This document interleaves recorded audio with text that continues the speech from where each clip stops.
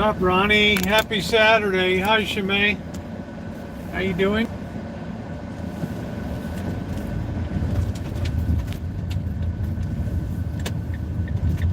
Let's see if we can execute a Baltimore turn here. Happy Saturday, June 24th. The days are getting shorter. Hey, Callie Mo. Hey, NH. How you doing? Let's grab a coffee. I'm gonna make some pizza tonight, and then we're gonna open the phone lines if anybody wants to call later and chat. Hello, Amanda. How are you? Hope everything's great in the greater Atlanta area. Thumbs up or appreciated if you're coming in. Thank you to my wonderful moderators for everything that you do. The best in the business. Keep everything on an even keel. How you doing, Sandy? What's going on, Catherine? Thank you. I got your message. Operators will be standing by tomorrow. So thank you. I hope you had a good day. I hope I think you mentioned you had a migraine or something. So I hope that's giving you some relief. I had a rare migraine on my birthday. Not a bad one, just an allergy. My head was so heavy with pollen and stuffed up. I got a low grade headache. Miserable. I'd like to think the worst is we're probably 80% of the way there, which makes me happy. So I'm looking forward to a coffee. I've not seen cats today. I saw Baby Socks and Tiger hanging around in Trotsky. I haven't seen the kittens. So, Lord only knows what happened to them. So I just have to treasure the time I had with Porky. We'll hope sometime in the future Porky resurfaces somewhere. I guess I kind of regret I didn't keep Porky, but I didn't want to separate him from his crew. And I don't know that much about kittens anyways.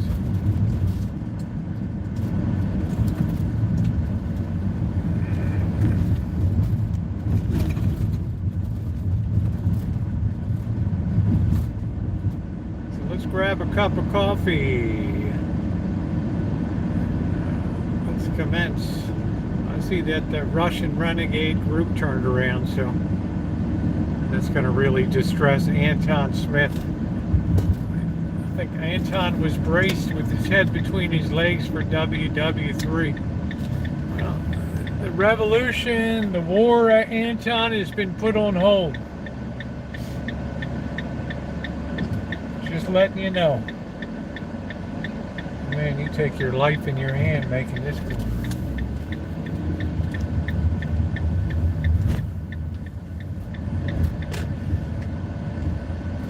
Revolution has been delayed and it will be broadcast.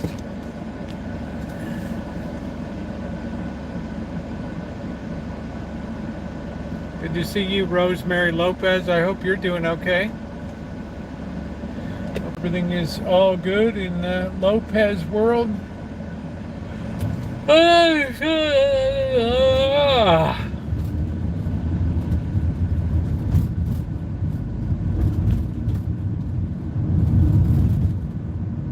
Got a big announcement. You guys are going to freak out when you hear it later. I'm going to wait till we get everybody in here.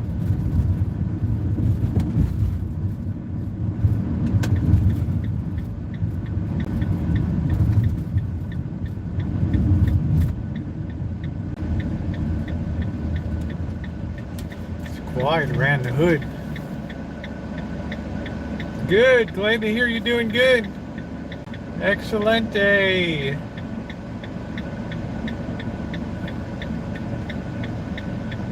So nice to have these Chef Boyardee kits. Yeah, have a little bit of coffee, Ronnie. These Chef Boyardee kits are nice for just whomping up a pizza crust. They're so excellent.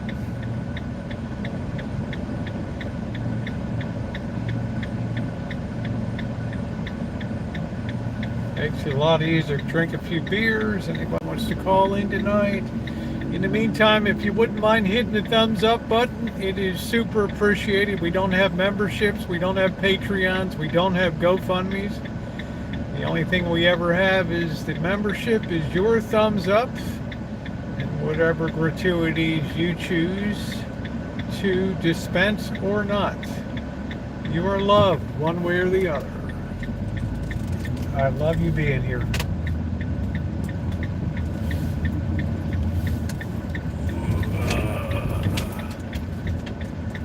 This guy's like on a girl's bike. Oh, it's a girl. I don't know.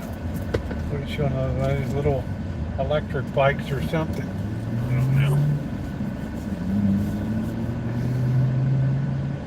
I guess once you lose your license, then that's the next way down. All right, kids. Let's make sure we get our sugar and our snacks.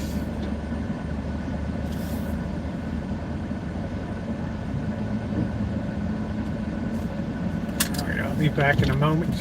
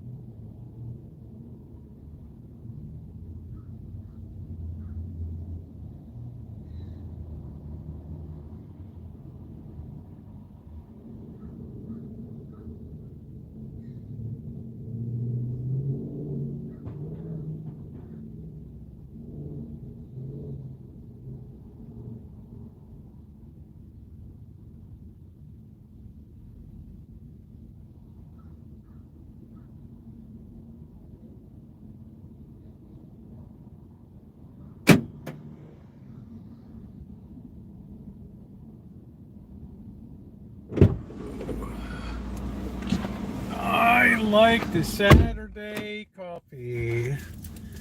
Yeah.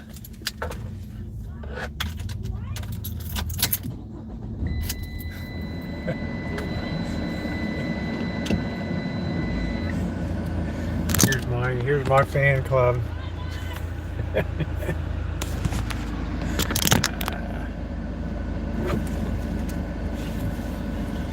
There's the fan club, dude. I'm like the new hero in the neighborhood here.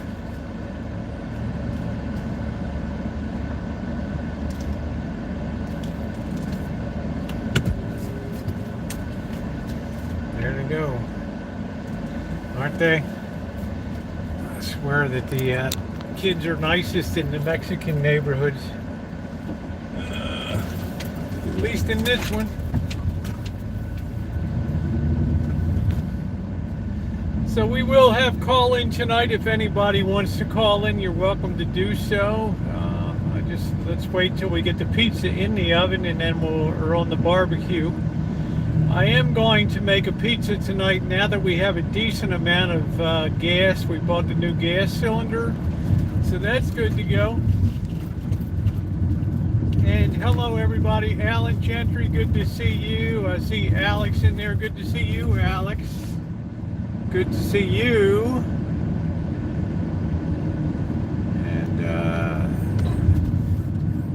And advice for Michelle was she seems very happy. What do you think? What advice? What is she seeking advice on? She seems very happy, Bobby. She seems like she runs her program. I listen in. She's out a lot more than she used to be. She's out going places. Is she unhappy? Yeah, they're good kids. Hey, Deb.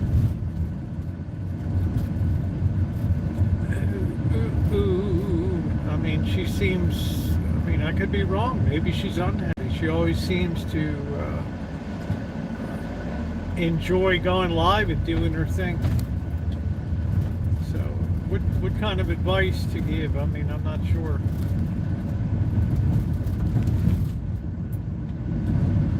Hey, Joni, I mean, I'm past my sell-by date, so I'm below the day-old bread.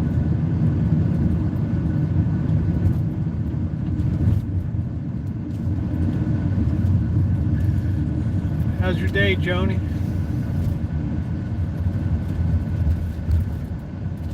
Amanda, I thought you might have a little bit of a datey poo tonight. Thought you might have a little date action.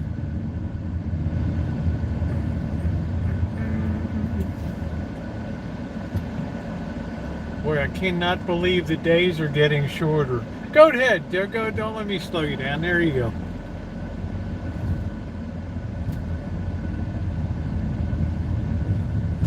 Went to Pride. Why would he do that? Why? Did you tell him that you wanted to go, Joni? And he went anyway, or he didn't think you wanted to go? No. I'm bottom shelf, baby, like the Party City cheap wigs. That's all I am. Let's plow that Cadillac. Boom. No, that's a Benz.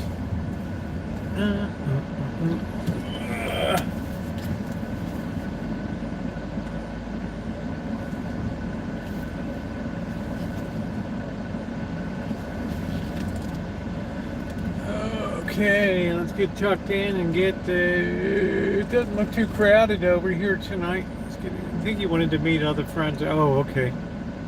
I just got the coffee, Raquel. You didn't miss the coffee grab, honey. I am right here.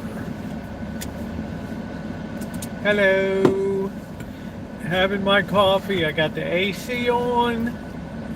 Well, that's cool. Was it in Richmond?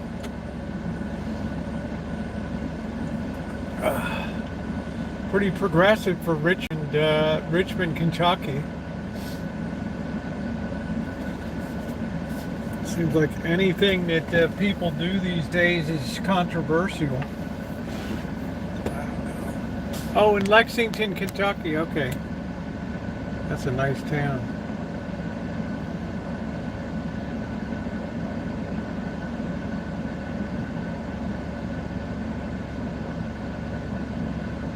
This takes some doing at a great distance. Lexington. Have you ever been to Frankfurt? That's kind of a cool town. Kentucky. I don't know if you drink at all, Joni. I'd be living on the Bourbon Trail down there. Let's see, we only have 69 degrees right now. It is just This will be the coldest, yeah, the capital. This will be the coldest June since records were kept. I don't really believe we broke 80 degrees yet in June.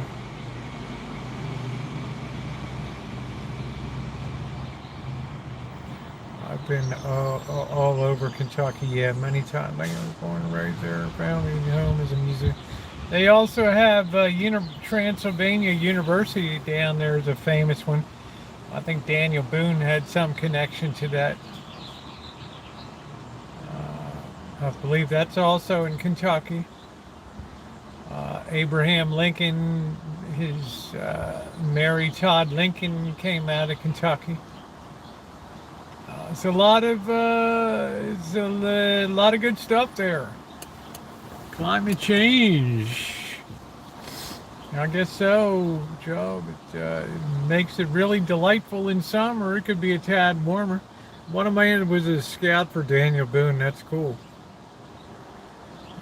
Your mother, Joni, has a real, you don't have much of a Kentucky, you don't have much of a southern accent. Your mother certainly has one. But then again, Kentucky, it depends which part of Kentucky that you're in.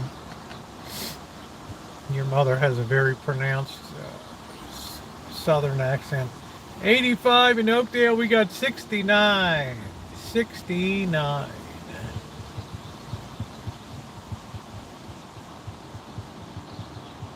Going to be about less than 8 days, and we're going to be off for. We won't be back to the Rancho till late mid-July, so.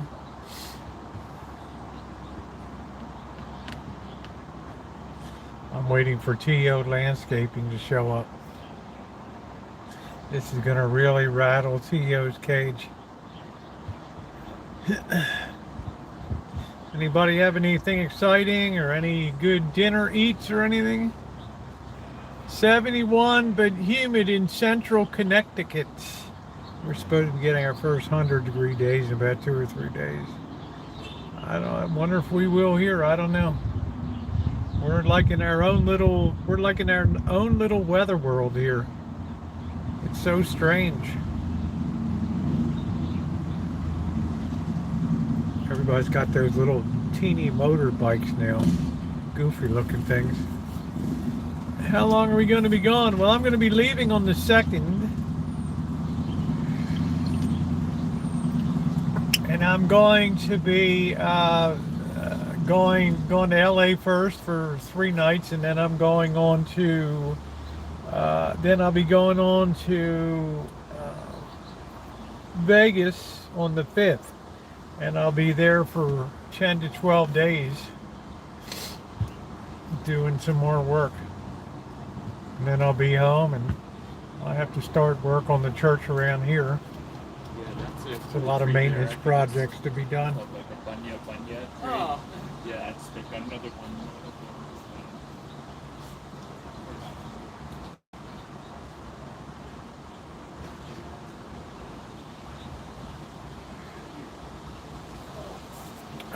No life. I don't say that, Joe. We had a tremendous rainstorm here. I had a grilled Reuben and homemade apple cobbler. You know what? That homemade apple cobbler looks good. You're going to be in the 80s. Well, that'll be a switch. Hey, Maggie, the tomatoes will love it and everything. I've been pulling a little couple baby carrots. They're about that long and enjoying them. They've done super well. The tomatoes seem to be doing good. The onions are doing good. The watering system's working great. I just have to run a little one into the almond tree.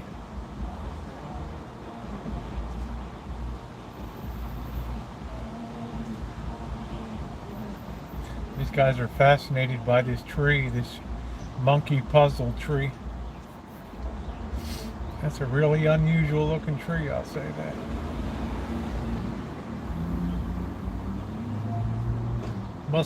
Must be native tree huggers or something. Please hit the thumbs up if you're coming in.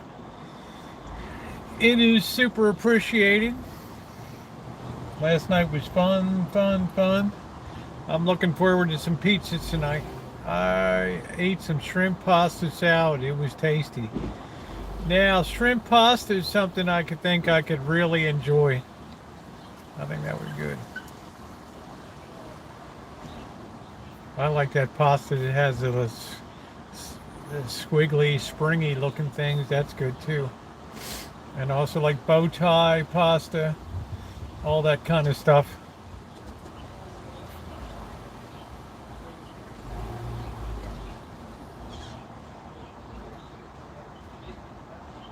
Do do do do do do do do do do do.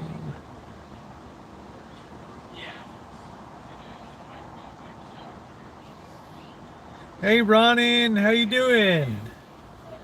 Yeah, weekend's been all right. Yeah, some pizza tonight. I enjoy making it. Last time I couldn't get it quite cooked up to the specs I like because we were just running low on fuel. So it was just like limping to the finish line. I really had a hard time getting that bottom crisp on it, but I'm gonna put some salami, some onion, some mushrooms. That should be good to go, and there should be plenty for breakfast tomorrow. Do you have a favorite meal, Italian? I think there's nothing to me like a really well-made spaghetti and meatballs is wonderful. That's like heaven. I like a good shrimp. I like a good shrimp fried rice. I love that. I love a good ribeye steak. I love a good Maryland fried chicken dinner. Some nice corn on the cob. And I love me some really nice crab cakes or soft crab sandwich. That's what I love. Maryland blue crabs. Yum yum. That's funny. We are having angel hair pasta with a white wine sauce with shrimp. I go, all right. Kill me, why don't you? Knock me out. Joni, are you here? Here's this Lazy Days. This guy keeps this thing in excellent shape. Unbelievable for like a 35, 40-year-old RV. Guy does a good job.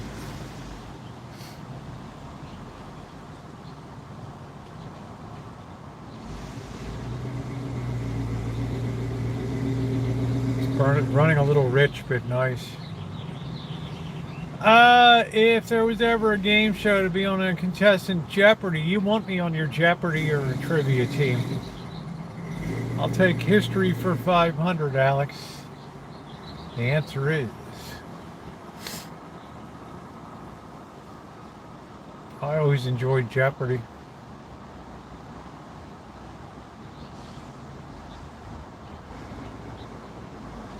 I used to enjoy the old Price is Right with Monty Hall. I never really got into, no, that was Let's Make a Deal. I never really got into The Price is Right with Bob Barker. Although plenty of people did. Oh, you have to take them completely apart and recall. Well, that's been yeah, I mean, that's what you expect to do with, but they have really good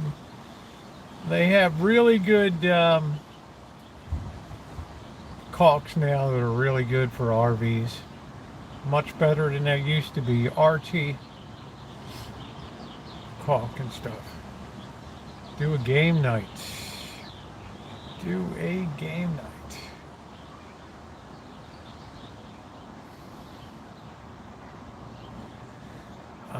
I'm just a dreaming of the end of allergy season. That's what I'm dreaming of. Ain't gonna be no white Christmas, although I did see some snow in Santa Rosa last year. Live in a peaceful country. Like when I'm gonna really become lonely. I'm Mr. Lonely. Doo. Yeah, that's the biggest epidemic of today is, and I don't think you're old, Joe, but I'm saying loneliness among the elderly, because we all bought into this population bomb BS and couldn't have small family, you couldn't have big families, and now people are left, their kids grow up kind of selfish, and they just don't want to hang around, or right. The elderly are like a burden. I'd like to be on Big Brother. I think it would be fun. Yeah.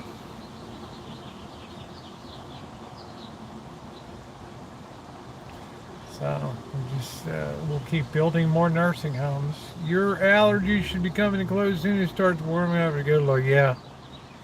Oh, I think today was the first day. I think today was the very first day where I wasn't hounded with the 17 sneezes. Hey Tom, every generation gets worse. That's correct. I love on, hey Barry, I love being on Nextdoor, the Nextdoor app, and the gassy grandmas will come. There was one today, some camera over a mailbox in an apartment building picked up some girl, looked like she was about 28, opening mailboxes and stealing packages and stuff like that. And they're like, oh, these kids, it's so bad these days, and these kids are so bad. Well, yeah, well, right. You didn't want to teach them ethics. You wanted to teach them gender studies. You didn't want to take them to church. There's no New Age churches. So how do you expect, you're too busy and into yourself to teach anything. So how do you expect these kids to, through osmosis? A church member over 100 years. Wow, my mom and I went to some of his others. Oh, that's really cool, Shemay. Wow, that's great. That's really good.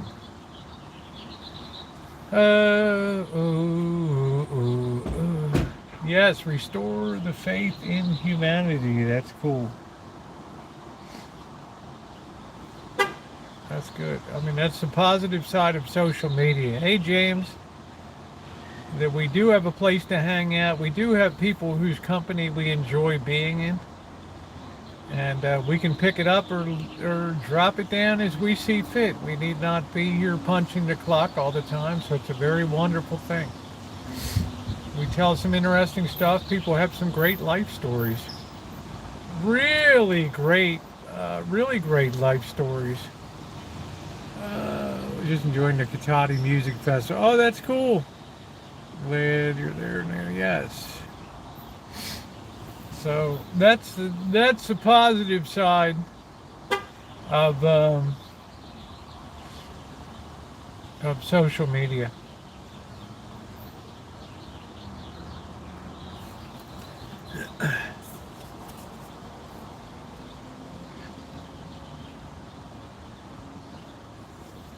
Oh.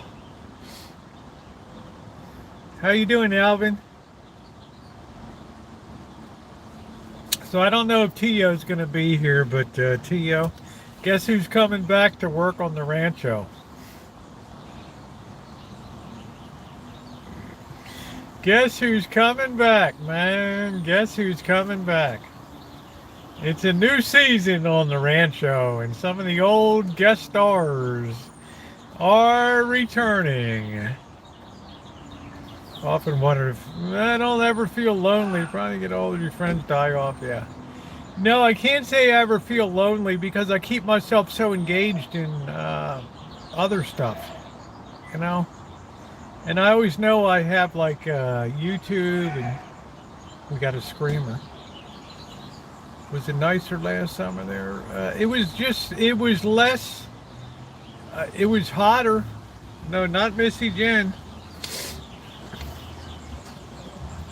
Don't see Bird on here anyway. Well, Bird's at the out or about, or I don't know. He'll be at the Rancho this evening. All right, well, it appears I lost that earring somewhere. I don't know where that went.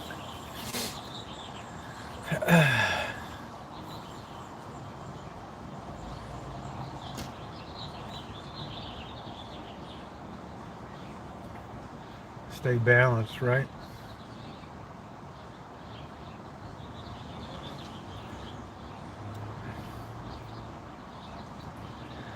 I have Tio, remember my landscaper Tio? He showed up looking for work, so I kind of couldn't turn him down. So Tio's going to be working on the he's going to be working on that mulberry tree out there. God help us. God help us. Hey, James.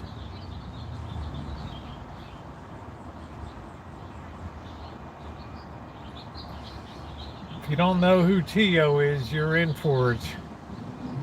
You're in for a real treat. Hey, Deb. Hey, Naomi. Tio's like Tio's like a cop that couldn't shoot straight, right? I mean, he's just like Tio is back, Shemay. He'll be there Monday. He will be gracing us with his presence. How do you think how safe do you think trans hormones are? Well, it depends people's genetics and things.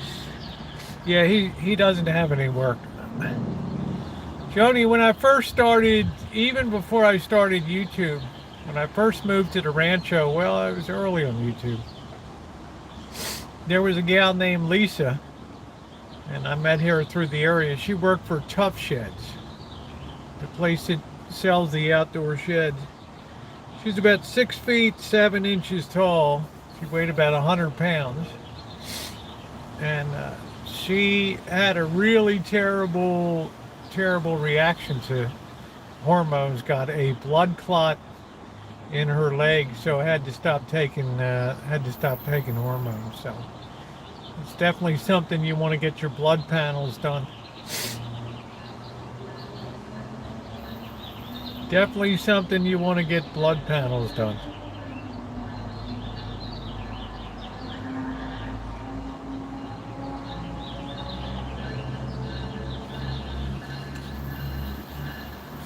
Put this on the other side.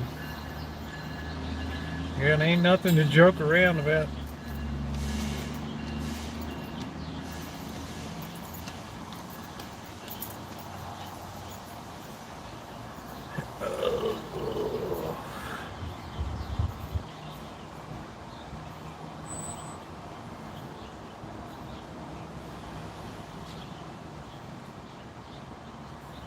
Ain't nothing to joke about.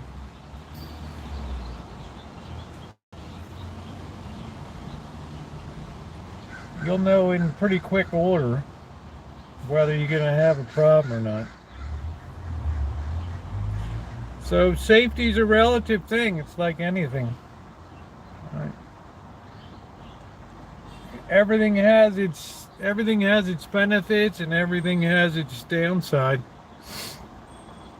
Just depends on the individual person. So, how was she going to transition? Well, she didn't know. She just had to dress. So, James, thank the Lord. Today I had like 30% better than yesterday. Some people push the idea that hormones is the only way to be thick. No.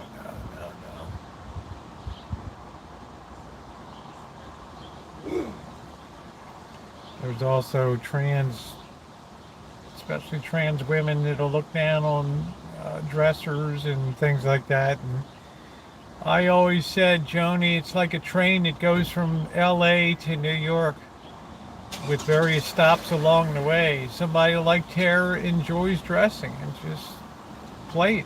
I mean, that's what I'll be doing soon enough. And then there's some other people that'll want to go all the way and have surgeries and bottom surgery and all that. So every person has to pick their own, where they're going to get off that ride. So for anybody to ever disparage anybody else doesn't really uphold values of equality, does it? My nose has been running more than a marathon. Oh man. I don't know, James, it's terrible. So to claim, that's one of the things that always made me mad about the community was that for a community that always screamed for acceptance, they had some of the most unaccepting people on planet Earth. And it would astound me. so much of it, especially male to female, is driven by appearance and how well you can look, and oh well, too bad for the girls that don't make it, and right. So we definitely have classes of right, but there's not. What I found that there's rarely a depth in the trans community. Rarely, right? Just tends to be a very superficial, surface level thing.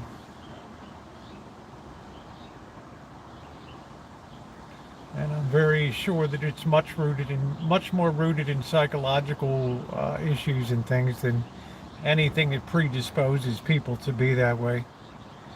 History kind of teaches that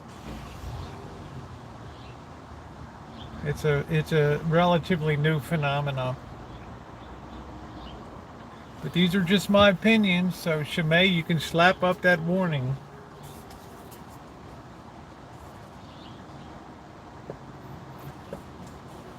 Other people would be wildly variant from me. I have I have no shortage of dislikers out there. Because I don't toe a company line. But yet I uphold everybody's rights to be the individual that they want to be, without question. Well, I don't know if I'm wise, Joni, but I can only be me. I mean, I've had a lot of beatdowns over the years. For it, you've seen people come in here and call me a traitor, and Benedict Arnold, and right. But we all have to make our own way.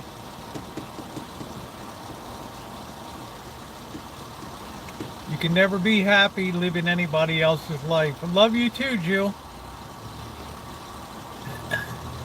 Yeah, you always worry about other. Well, this is a weakness of human being. We crave the respect of others.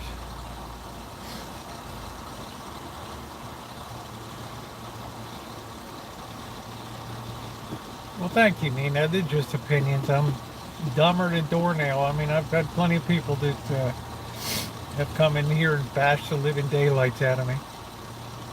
So, but I gotta run my own show. I don't let other people live my life for me. I never have. You'll never be happy. Does that mean you're gonna feel like a piñata being bashed around by a bat sometimes? Of course.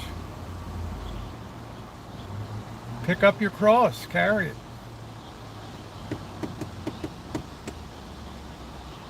So many people want to go through life with no cross at all these days.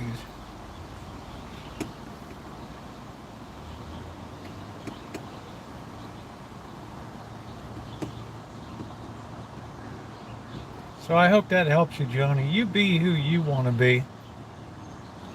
And you live your life. Yeah, I'm pretty tough. It helped to be born in Baltimore. You didn't survive that town by being mentally weak.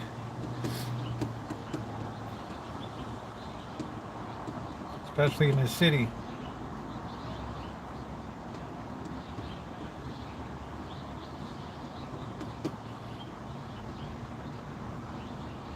Oh, well, you're so sweet. Thank you, Deb. Yeah, common sense is uncommon, right, Alan? I mean, if you were to test my native intelligence, you would find it's definitely on the low side. I was born a snowflake.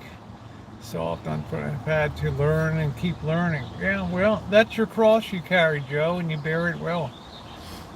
Right?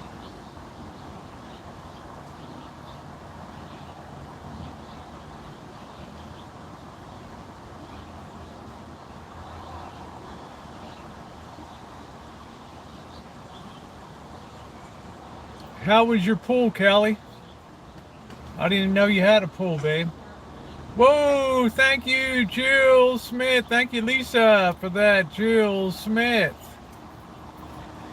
The artist formerly known as Lisa. Thank you, Jill. Very appreciated, honey. I've put that right into the gas fund. Thank you. You've been awful generous to me, and I'm really appreciate it.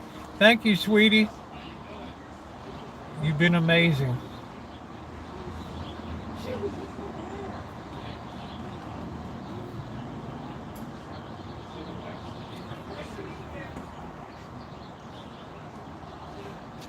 Yeah, I don't think we broke 70. I don't think we broke 72 degrees. Thank you, Jill. It's just been that kind of it's been that kind of June. I haven't had to worry about the tomato plants being stressed. 97 sounds delightful. I'm looking forward to a nice blast of heat. Monday I'm going to order some of the stuff I need. I'm going to have it just delivered down to the church. I got to really clean out the back of this van and really get super organized. I just have to see exactly what I'm going to do with this bathroom. I haven't really decided yet. This is a very delicious mac and cheese casserole. Who made it? It's supposed to have storms. Did you make it yourself or did you buy it? I mean, what are we talking about here? Talk to me. What are we talking about? Oh, you made it yourself. How good. Wonderful. Wonderful.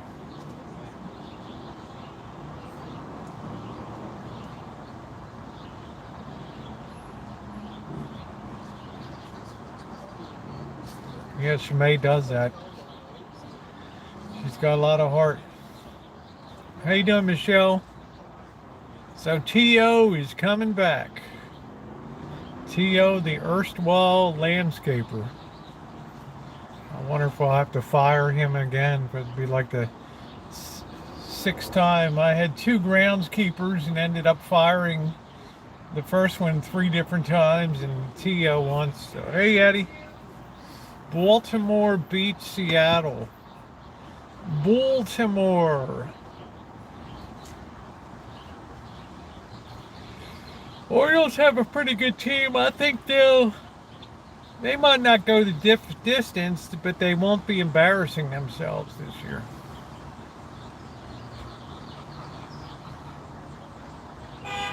I'm starting to do some of my research for football season.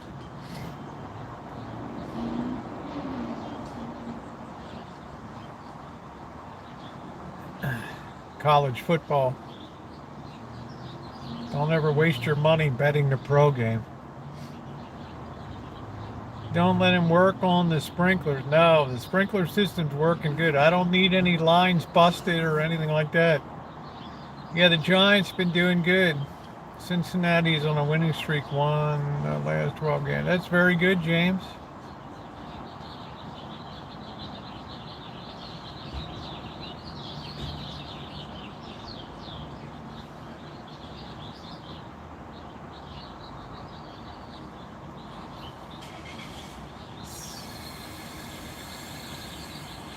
Sorry, I'm no fan of Seattle's teams. I don't like Pete Carroll. No fan of them. There's the parking. Looking around, seeing what's going on. She's looking to nail somebody. What time is it? She can't give any tickets.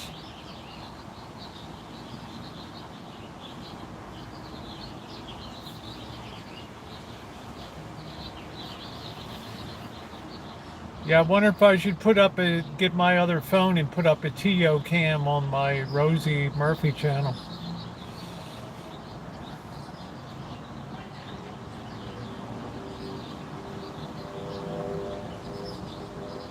If he even shows up, I gave him a third of the money today.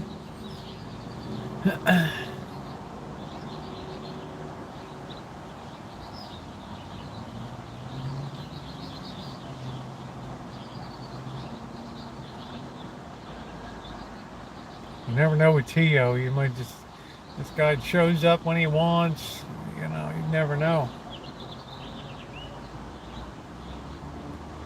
I trimmed the dam for well, I'm going to keep it down next time. I'm going to let it push out, but it's going to be small. I'm never going to go through this again. Yeah, I did, Ronnie. I gave him some earnest money. He hadn't had any work lately, so I had to put a few bucks in his pockets. Yes, I gave some cash. As an act of faith. That's no faith. You're a dumbbell. You can't kill those. You can't kill them, man. I mean, they're nice. I just want to keep it small in the future, right? Then I can put the almond tree in. I can put another cherry tree there. Life is beautiful. I want to put a Bing cherry. Right, it's all good.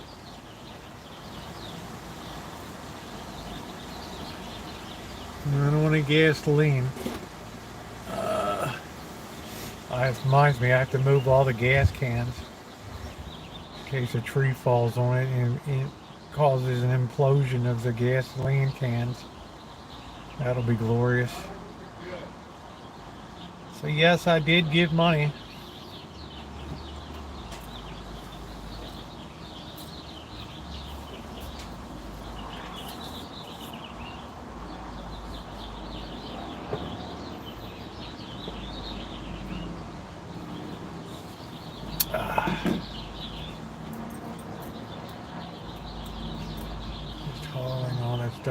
Yeah, he's gonna call everything. Yeah, put it in your birthday dinner. I did. I forgot to put it up. Just a little shorty. It's like a short it's got bird in it. Yeah, James. Damn, I forgot all about it. You know, I'm gonna put that thing up tonight before I go to bed. Doggone it. Just like a little 30-second shorty.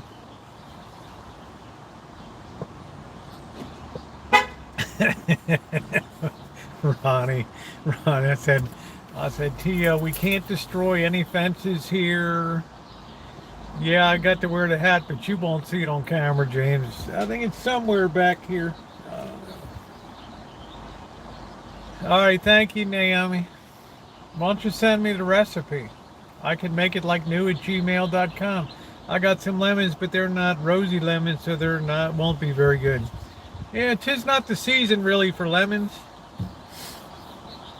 Around early December is the time I get a hankering to make a lemon meringue pie. I got the nice, juicy Meyer improved lemons. Ooh, they're so good. They're good for lemonade, for baking. They're so good. They're so juicy.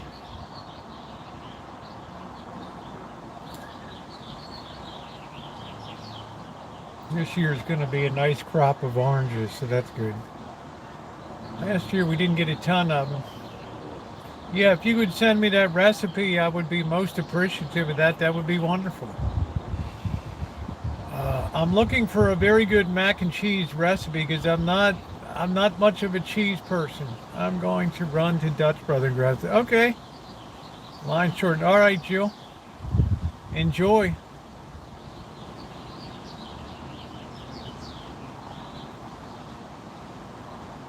Most of the time when I have mac and cheese, it's too creamy. It's not sharp cheesy enough for me. That's why, unfortunately, the boxed Kraft macaroni cheese tastes the best to me. They got just the cheese profile I like to have. Dealing with, oh no, uncooperative dog. You like whipped cream? Yeah, there's nothing like lemon. It's such a bright and outstanding flavor. Oh no, you turned me into a coffee snob. Well, I'm good for coffee for the next year and a half at the Rancho or whatever. So, well, probably 8 months to a year. I got lots of great coffees. Thanks to the kindness of Joey D, Callie Mo, and Craig.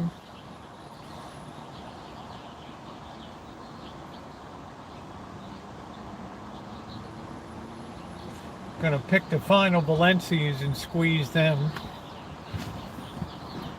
Well, I'd say if you have room for one orange tree, make it a Valencia.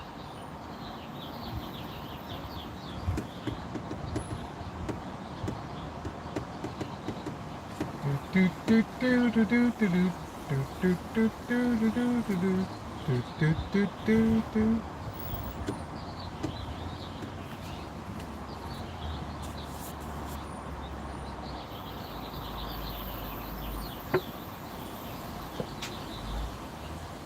And it was cold and windy. I don't see how you're dealing with it this far. I don't know either, James. It's so unusual.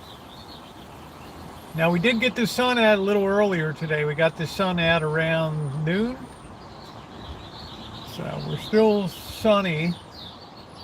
But I can see the marine layer hanging in the west there. So we just can't seem... What we need is that high pressure to build off of... to build over the Humboldt Basin in Nevada. And that acts like a big bumper that keeps everything out at sea. We haven't gotten that yet.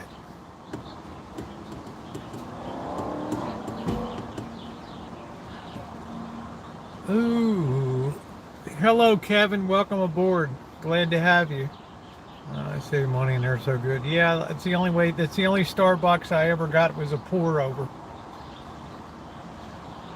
Too brutally strong for me. Too sharp.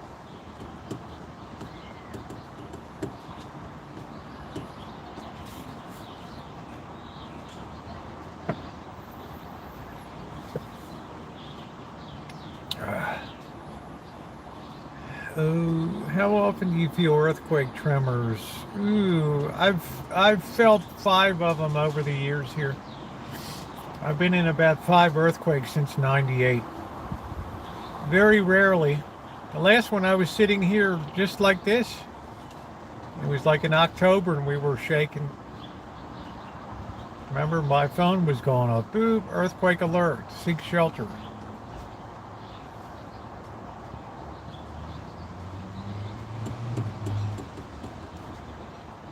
It's too burnt to me. It's just like, it's like this place up here. They burn the living out of those beams. Ugh. Ugh. One video of her right there, Dirty. Yeah, that was in October, Ronnie. You just put earthquake in my search box and you'll see times I've dealt with earthquakes.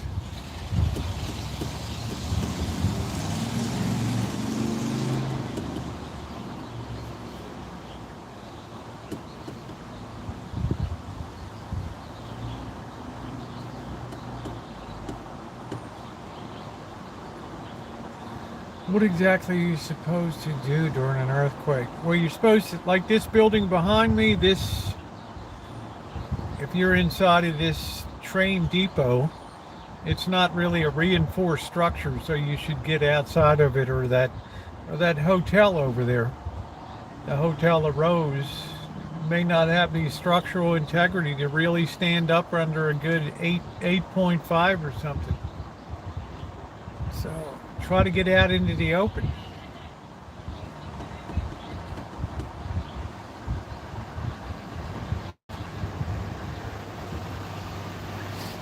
I'm on Santa Rosa. It's at the intersection of two faults. There's a Healdsburg fault and there's a Rogers Creek. They're all offshoots of the San Andreas.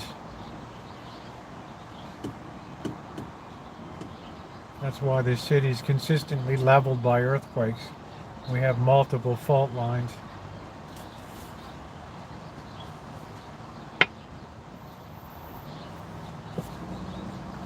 But the Rancho is ridden through them all. It rode through the 1969 earthquake. It's still standing. That's the one that leveled the county building down here and gave us that horrendous city hall. Hey Jessica, what do I miss most about the East Coast seafood? seafood and gone down to the ocean. The ocean here on the West Coast is useless as a tits on the bull. You bet.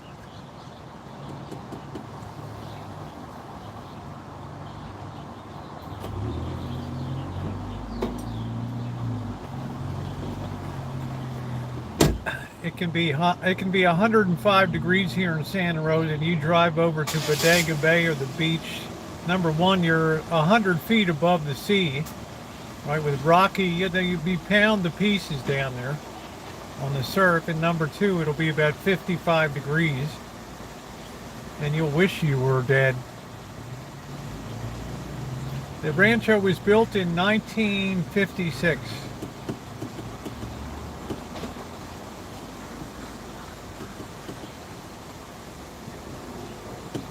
Post-Korean War, when they were selling off these big ranches on Dutton Avenue where I live, and they were breaking them all up into quarter-acre lots. And you could buy 1, 2, 3, 4, as many of these quarters as you wanted to put together. So.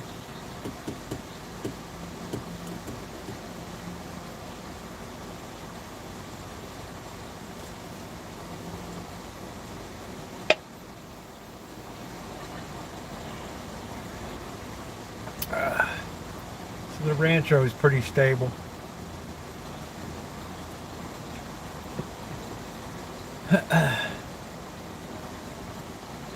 I don't have earthquake insurance because it's so expensive. I imagine I'll just rebuild the sucker myself. I just got fast food fish and chips. How is it? We have a place, Betty's Fish and Chips.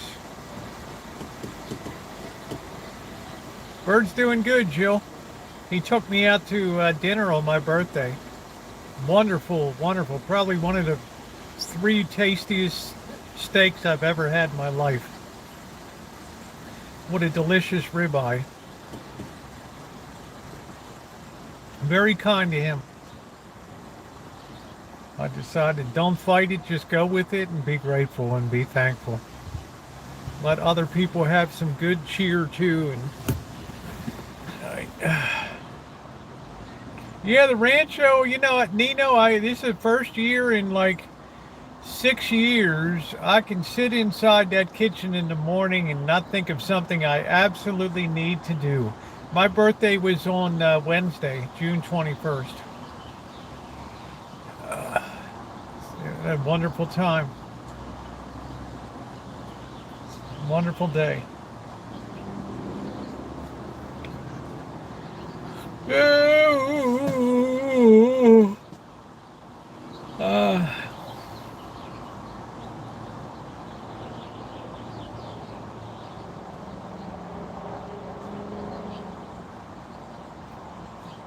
Is that Danny?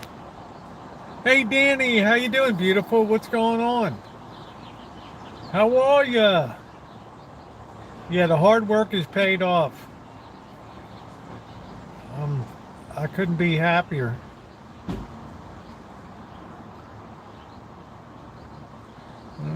Oh, wow, Jill. Thank you. Holy smokes.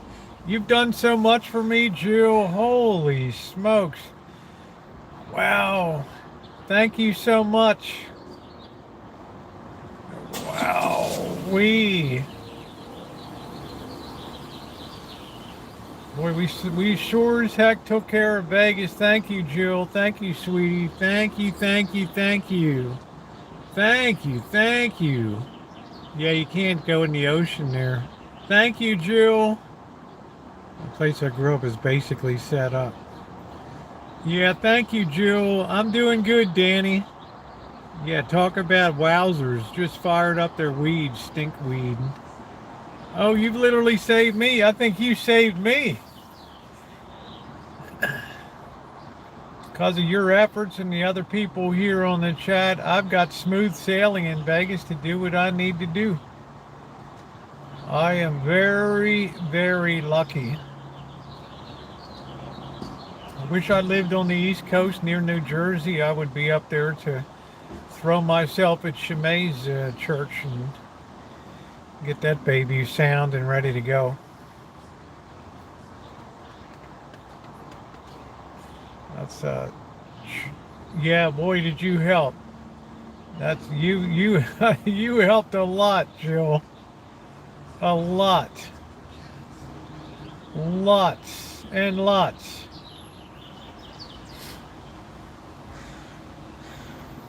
I would love to see, I would love to go hear Shimei preach the word in a church overflowing with people. How glorious that would be.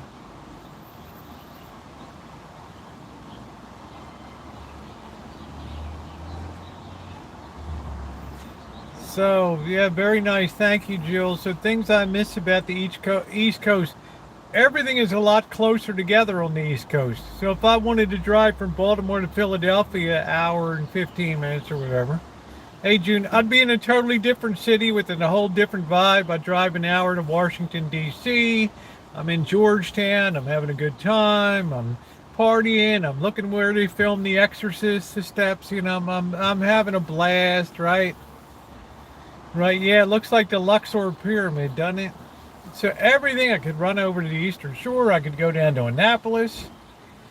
I could run out to Western Maryland, beautiful Western Maryland. I could go to Harper's Ferry, West Virginia. I could go to Richmond, Virginia. I mean, how many lots does your place have? Two lots, 2 quarter acres. So, you know, exploring the Eastern Shore. So everything was within decent driving distance. Yeah, I know, Shemaine. Don't think it's not on my mind.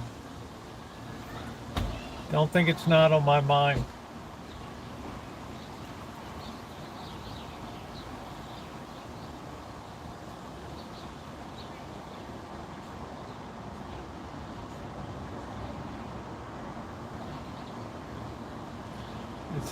It's a cute church though. Did it? I think the pandemic did a lot of that, right, Shimei? I mean, I don't know if you were still operating when the pandemic hit, or I don't really know. I was blown away how old the congregation is, though. My parents was 5 lots, yeah. That's the way they did things after the war. They just parceled stuff up. That's when really massive building programs came in. Pandemic really changed a lot of stuff. Really changed a lot of stuff.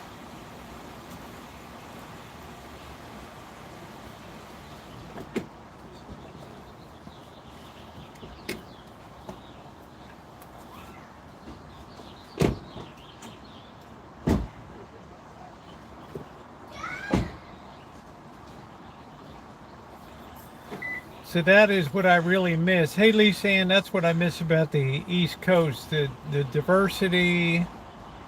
Um, Here you leave, you go outside of any California city about, I don't care whether it's LA or anywhere, you're out in the middle of nowhere. Hey, CSM. California is really so scarcely populated, it's amazing. For the number of people that live here, you take away the cities and nothing. Hundreds and hundreds of miles of just land and nobody around. Huge, beautiful mountains and foothills and just so sparsely populated.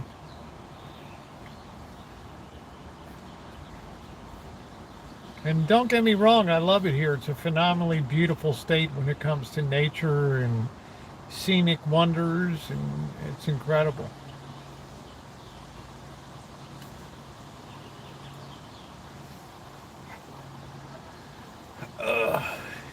I put in succulents in my patio garden. They're nice.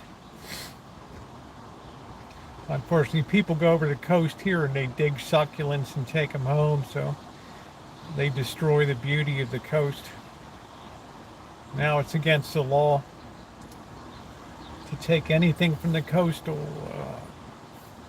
California coast.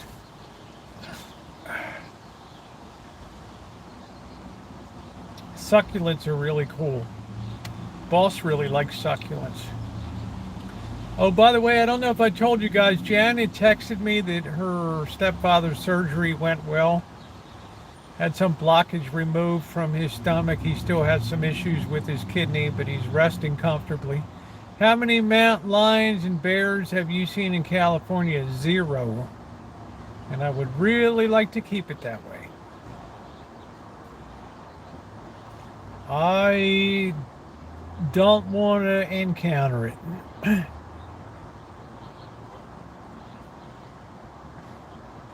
Hey, Holly. Oh, thank you, Naomi. No, I'm not leaving the West Coast, Danny. I'm going to be buried here, honey. I'm going to be up on a little wall and a little smiley face, sitting in a cup if you all want to come in here. No, I didn't hear the bear attack. Y'all want to come visit and check me out on the wall of flame.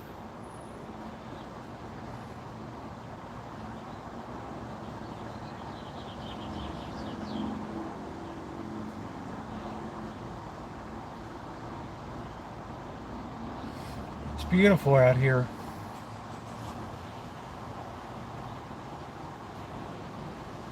And it's a shame that the local government of San Francisco has allowed San Francisco to just be destroyed. Because there's no city in America that you'll go to. Yay, Janny, thank you. There's no city in America that you'll go to that's more beautiful than San Francisco. With those glorious hills and the views out to the bay and the Golden Gate and Chinatown and just so much cool stuff. Pier 39 and Embarcadero. But they have just allowed it to be wrecked. There's no other way to put it. Super high taxes, homeless run the city. Business people be damned. It doesn't matter what you believe, what you think, what you want. It used to be a magical place, and now it's a dump.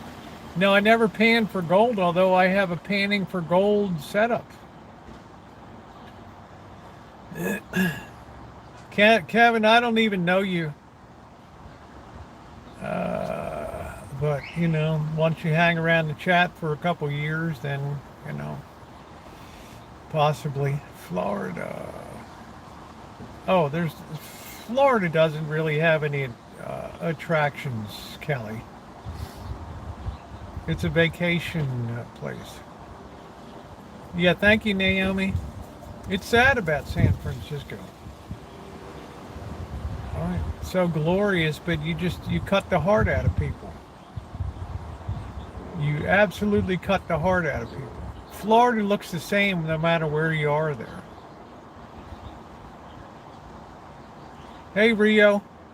Hey, Vicky. Not that I don't enjoy Florida when I've been there, but it's not a place that you're going to see a lot of natural beauty. And in 100 years, it might be under 2 feet of water. Hey, Randy. How you doing, Randy? I don't think I'd be buying anything in Florida. Yeah, it's still a thing, Shimei. They go up to the creeks, especially on years where you have a lot of water flow, raging rivers from snow melt. Yeah, you get a lot of gold kicked into there. Yeah. Let's say hi to, did I miss? Welsh Boo, hello. Florida's being overrun by people. Yeah, it used to be cool when a few Canadians went to Hollywood and stuff in Florida, but it's all gotten overpriced and prices are going up. So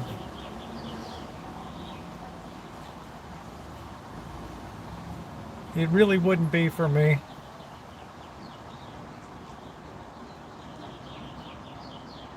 hated it. Yeah, it's humid. That's the worst thing about I grew up in that humidity.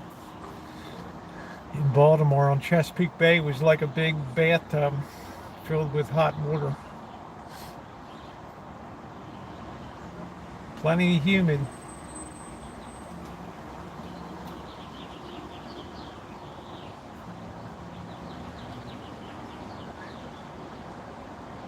Hey, what's up, MR? How you doing? Two different people I know blow that is total.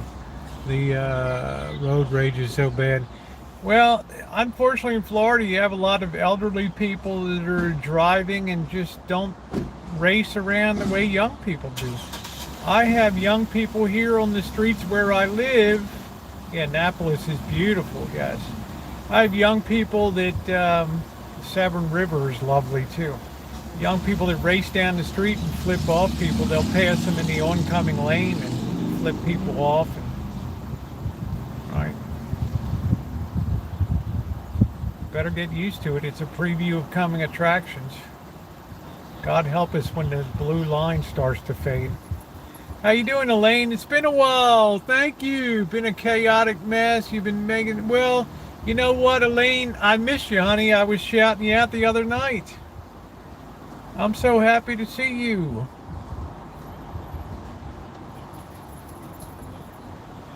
So happy to see you. So I think that's going to be a problem in Florida. It's like the old are just in the way, right? Get out of the way. Right? Move it, Grandma. Move it, Grandpa. So you really have to get used to it.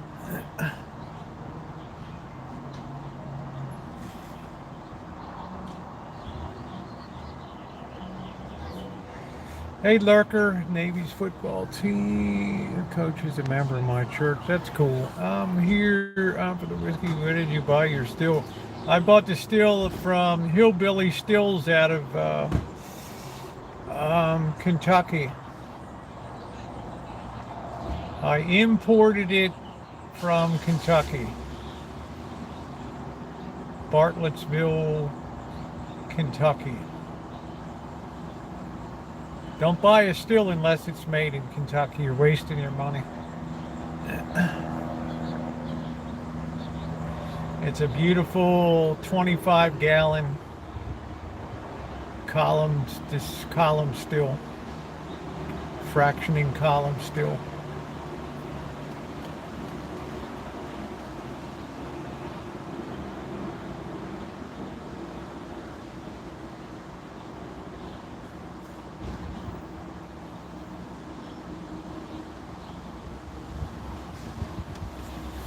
That still's been cold for about 4 years, 5 years. I've had 2 helpings of this casserole. Nice. It must be good. Must be really good. I wanted to have a chat. Hey, how you doing, Bunky? Good to see you. Hey, Patty Sue. We're gonna make up some pizza tonight. We're just chilling out, relaxing a little bit. I've been enjoying a little bit of coffee.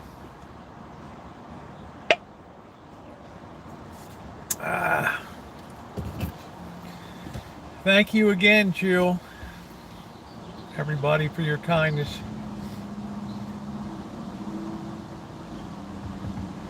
I'll tell you the truth, I'm looking forward to the heat of Vegas. Of course, I'll regret that when I'm sweating my sack off on the street working on that sign.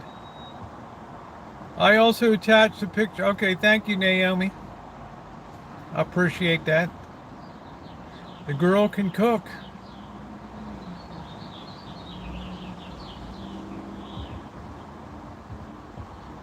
Is June in here? I don't remember saying hi to June. I was going to ask June how things are going on the up there in with the delivery. It is a beautiful still. Oh, I'll have plenty of light clothes, but what am I going to do? I only got certain. I'm going to have to go get some work clothes.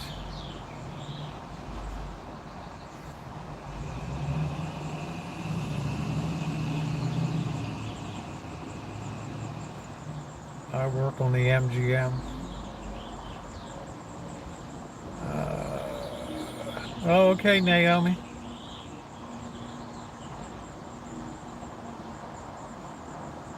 I'd like to see what goes into it.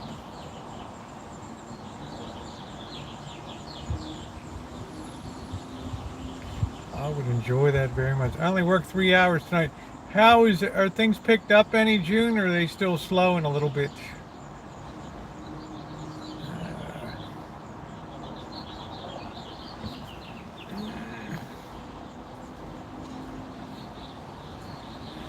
Am I an electrician? No, but I do wiring and stuff. Oh, it was raining. Okay.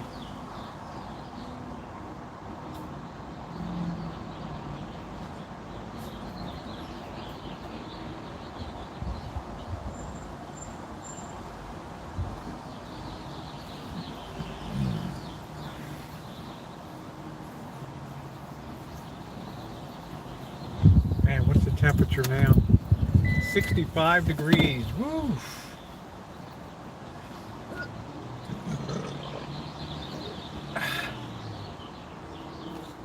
I've had to put a thermal shirt on underneath of here. Oh, I'm not tired, honey. I'm doing good. I've just had allergies racking me for weeks. Just takes a cumulative toll. I'm just actually so relaxed right now. Enjoying my Saturday night, Kelly girl. How was the swimming today? Haven't been getting those $12 deliveries like before. June, my favorite story is when you rode that delivery like 32 miles each way. 3 hours. Oh well, this for the work 3-hour comment. Sneezing your face. It's been terrible. So Naomi, I'm looking forward to that. I'm gonna have ribs tomorrow night. I guess I'll have Bobby over. I'm looking at mac and cheese and yeah. Allergies, you try sneezing 17 times a day, 5 times a day. You're sneezing 85 times. Each one of them exerts such a tremendous force on every muscle in your body that you will feel fatigued. Yeah, June, that's like my favorite June. Even though it was terrible. It's like my favorite Juneism of and June's had a lot of them. I love June. She's had a lot of them.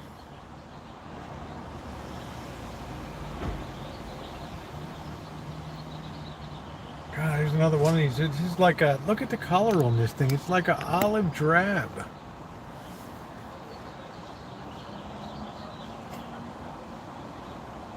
Yeah, there you go, Ronnie. Yeah, the eyes itching is the worst part. Yeah, it's chilly here, Jill. That color, man, I don't know.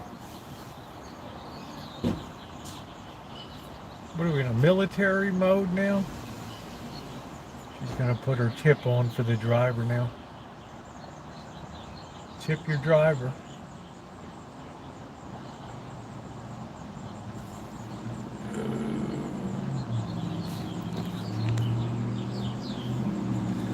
I'm just not really down with the olive drab.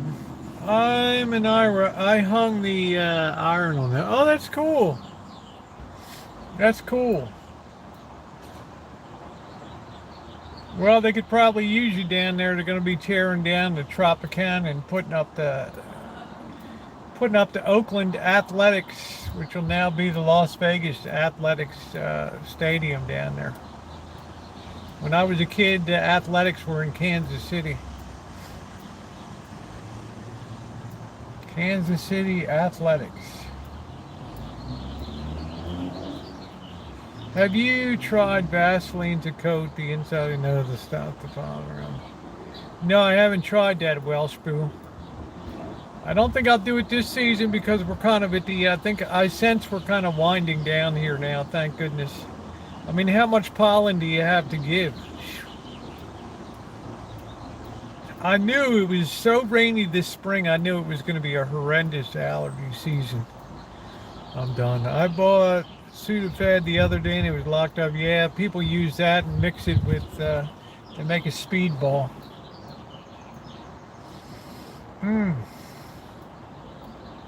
That's old. anything to get you high.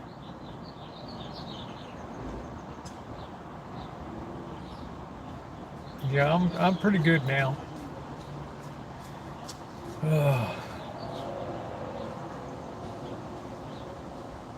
I think we're over the hump. Yeah, Sudafed is a big deal for making speedballs and stuff. People would come in and ask for Sudafed, say that they're allergic to guaifenesin and need to have codeine cough syrup, and they'd mix that together with the Sudafed. That was big in the 90s, and that was big in the early part of the 2010.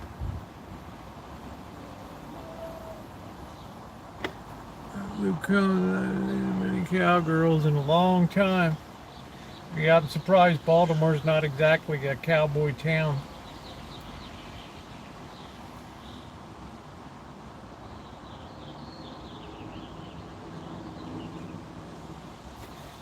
Alright, well, let's head back to the Rancho. We've got a few days in the ages right now, as you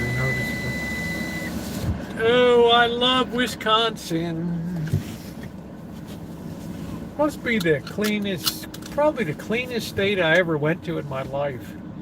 Even Milwaukee. And there were a few blown out places in Milwaukee, but yeah, I'm looking at 64 degrees right now.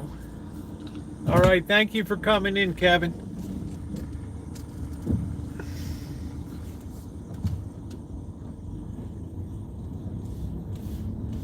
Hey, Wade Bowen. Well, my birthday was Wednesday, and it was a great one. And good to see you. I hope you're doing well, sweetie.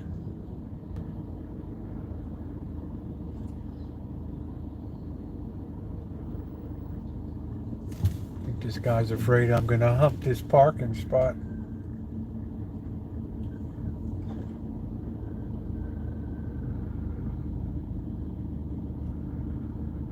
Yeah, Baltimore ain't no cowboy town.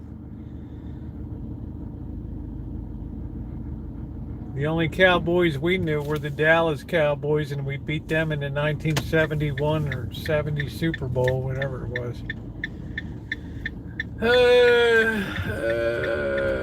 Yeah, that's right. So people didn't give a darn about that. I was listening to a guy in Oklahoma today talking about how meth has ravaged the rural areas out there.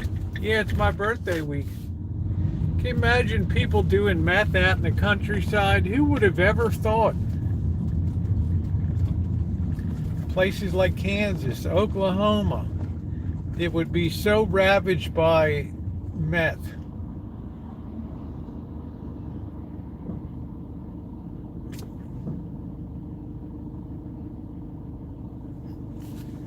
Now out here it's all about the fentanyl.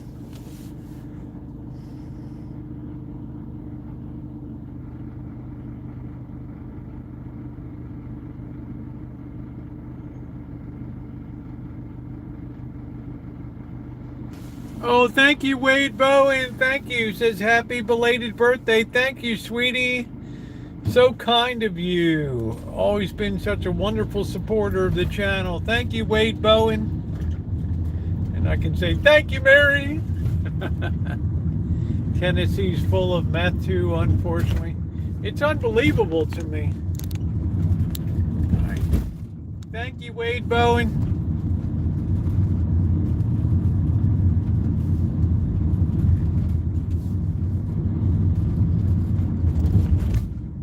Yeah, it's like meth is kind of getting passe around here.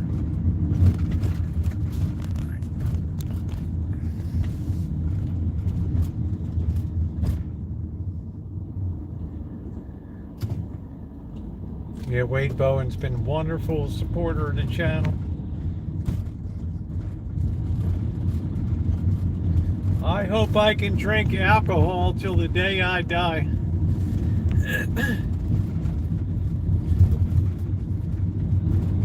I don't see myself ever giving that up unless I become a Methodist or a hardcore Methodist.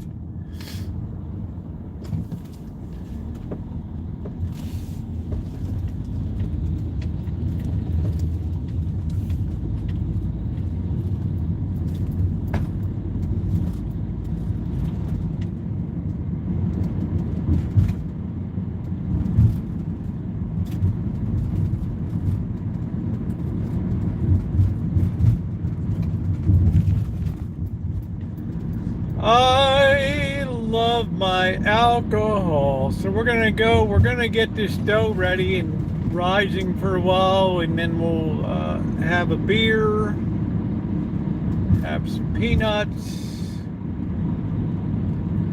see if the knuckleheads are around.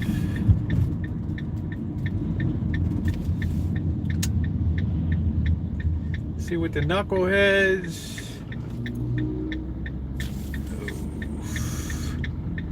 I think Bird knows. Bird's going to be 2 years in September. Bird's been here a while now. I think he knows the town pretty well. I don't think he'll get lost.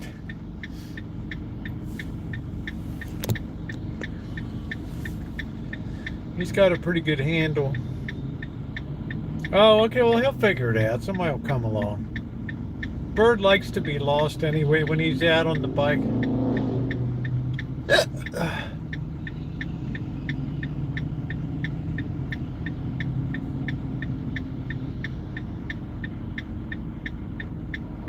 As long as he doesn't pop a tire, he'll be all right.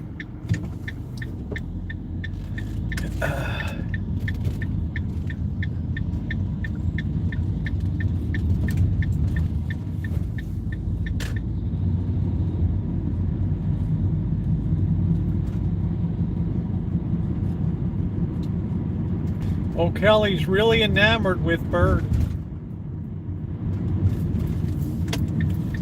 It's the Bird's #1 fan. All right, here we go.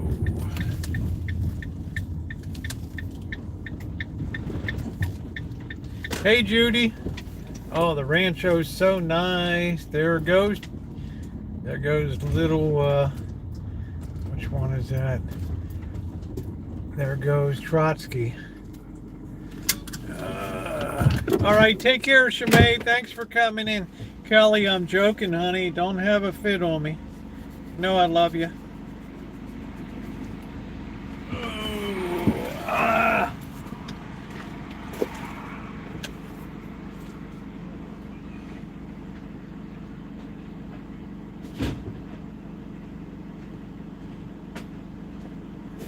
You know what I really like is lemon drops. I had some I went into Oliver's Market, which is like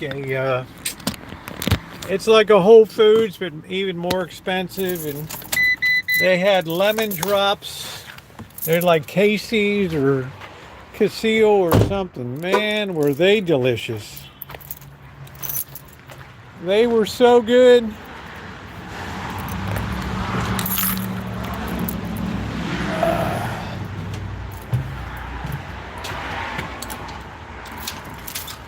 I gotta find the name of them.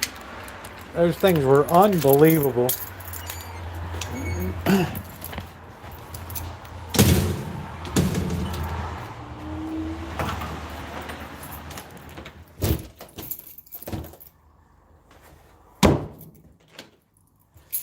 Man, is it chilly out. Holy smokes. I'm gonna see what this bag is. Oh boy. There's the greeting contingent. And there they are.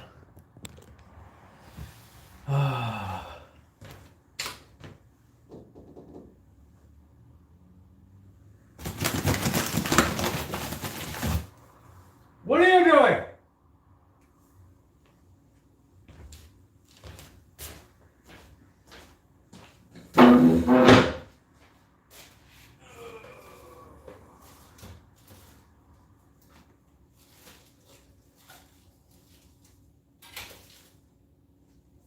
Yeah, they're called Clays. Claeys. Clays candies. These things are unbelievable. Lemon drop, Claeys. Delicious. You don't see them really. It's like unreal. Like 3 days I polished that little bag off because that's what I do. Right. They are unbelievably good. My sweet tooth is something fierce these days. I didn't used to be big on candy, but hey Jen, how are you? I didn't used to be big on it, but I am now. It's like my expensive loaf of bread there. Talk about a treat. All right, let's get this baby made up. Do, do, do, do, do, do, do.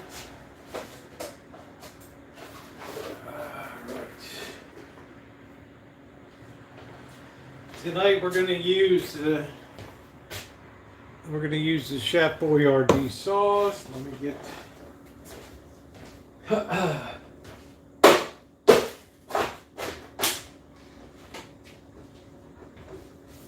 these kits are really good.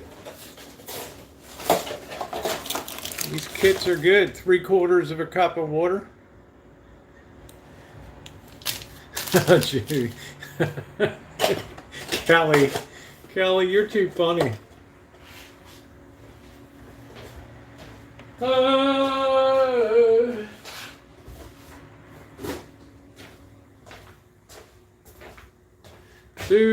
Do. Yes. Well, anyway, if you can ever find those lemon drops, you'll be screaming when you have those things. You will literally be screaming.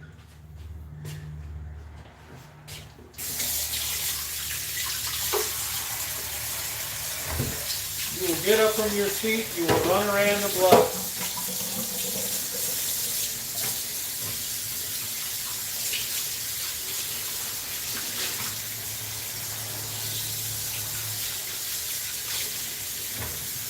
To get all this soap off this plate. Remember that night I had that soapy tasting, whatever it was? Man, that was a nightmare.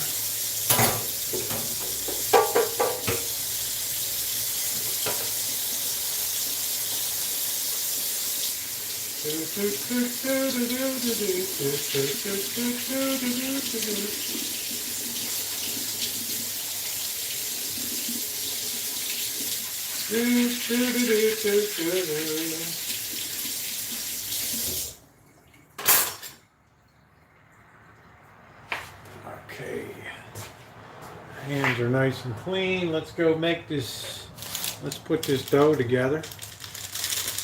Yeah, the shirt's really cool, isn't it? Thank you to Lonesome Dove up in Minnesota.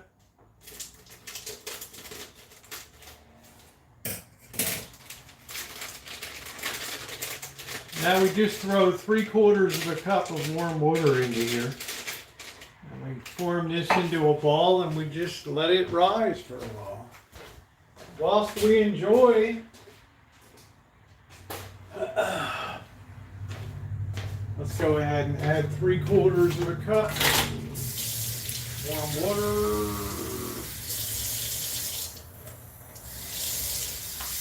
You don't want too warm.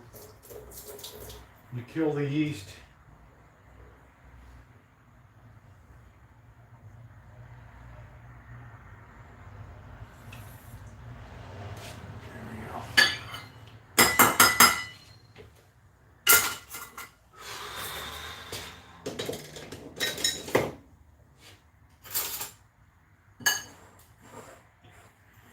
Stir this together and form this into a ball.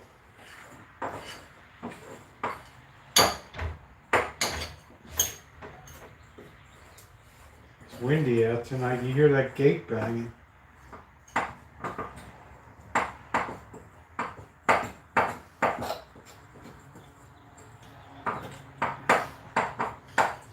We're going to get in here with our hands now.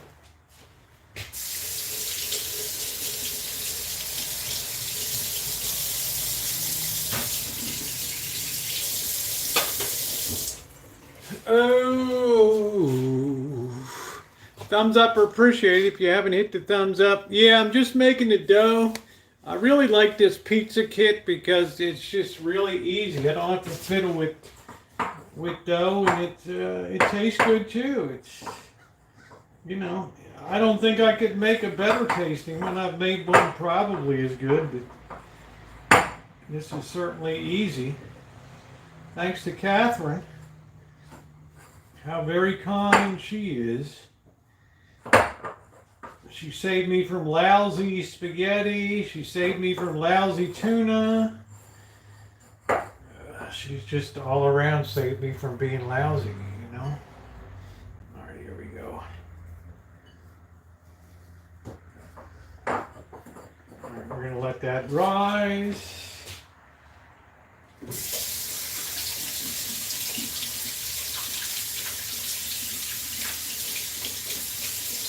We really don't have to worry about that drying out. We're gonna give a little spray on top of it.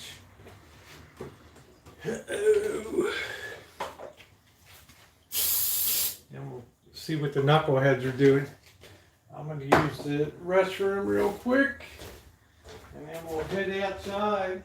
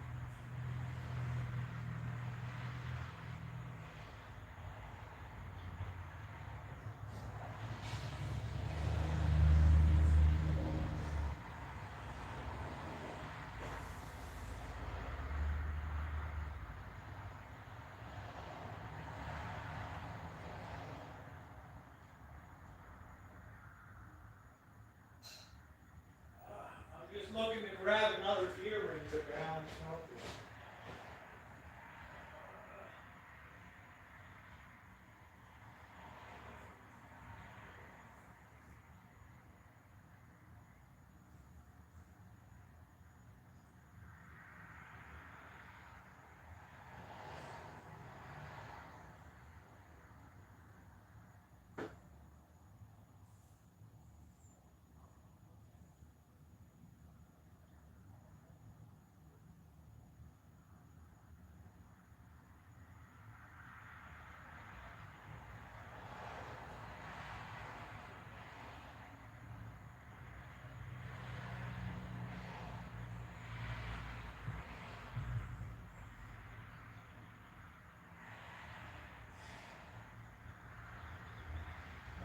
Got an earring in.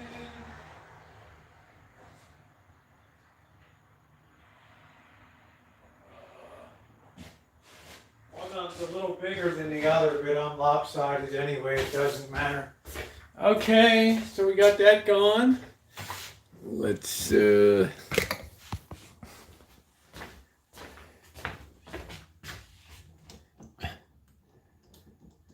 come on, Elmer. That's over, man. Wagner's headed back to Wagner is, that's the done deal, Elmer. Haven't seen you in a while.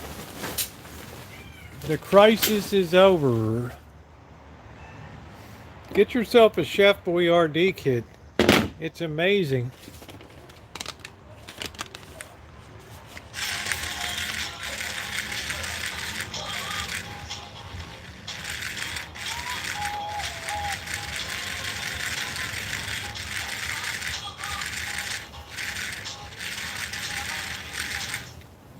Best birthday card I ever received in my whole stinking life.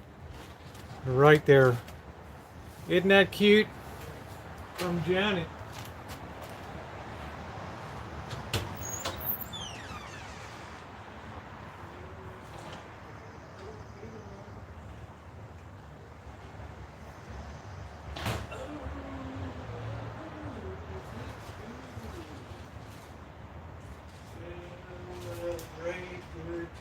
Come on. Ooh.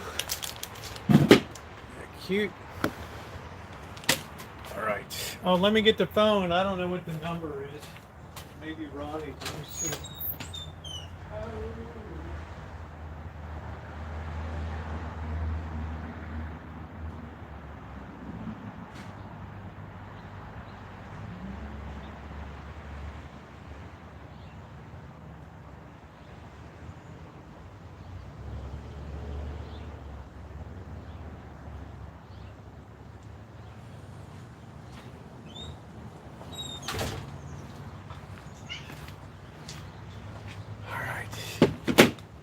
Let's see. Let's see what the number is here. It is 707-235-8049. That's 707-235-8049. So if anybody wants to call, we got the phone line. I'm going to have to put a parka on tonight. So doggone cold. All right. It's windy. Hey, Peakery.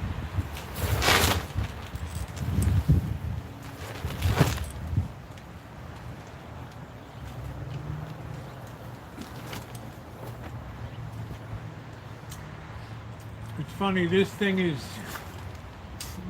so well constructed floating wise, it's like impossible to tear this thing down. Anton Smith, the emergency is over.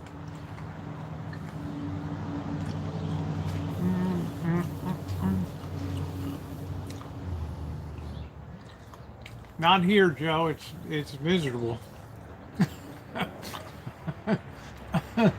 Oh man. Yeah, I got the dough going.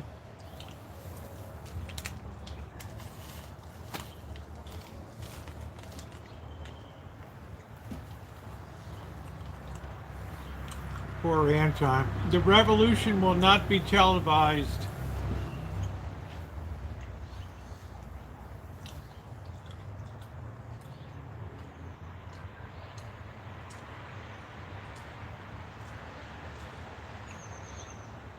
Where is Tiger? What did you do with those kittens? Where are those kittens?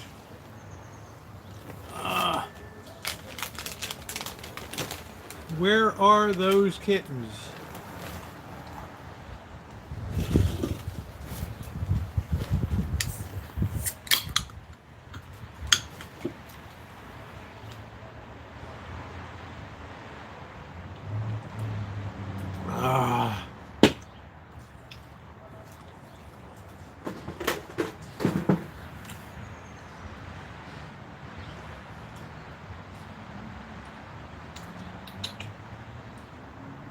What are you doing? What did you do to the kittens? Where are they? Catcher. Yeah, there we go. Thank you, Ronnie. 707-235. Whatever that is. Thank you, Ronnie. And you can be on the hotline.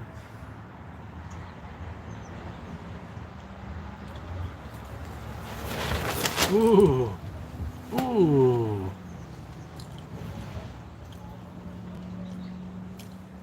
It wasn't really a coup, was it, Anton? It was like a cry for attention.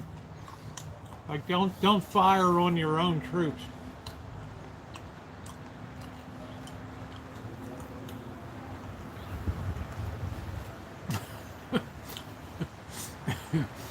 Anton's awake.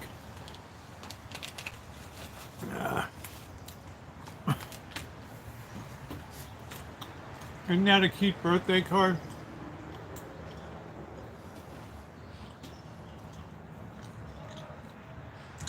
In honor of the coup, Anton gets to stay up later tonight. Easy.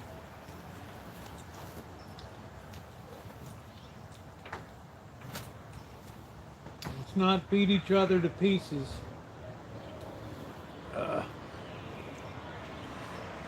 I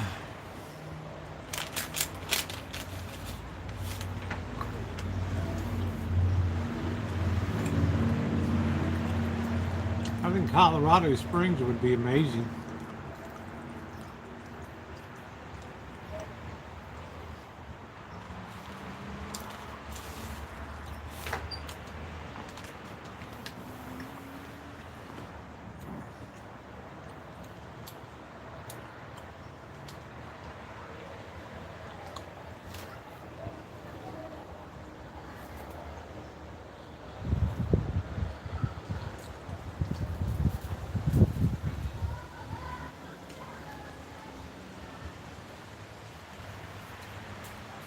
Who's hungry?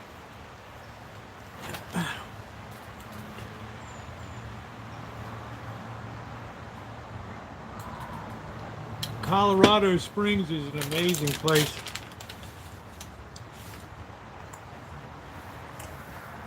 Hey Nicole, how you doing?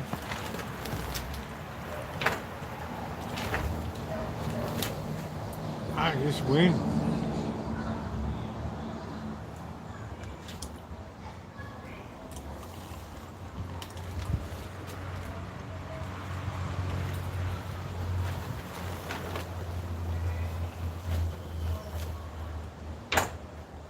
Anybody wants to call, feel free.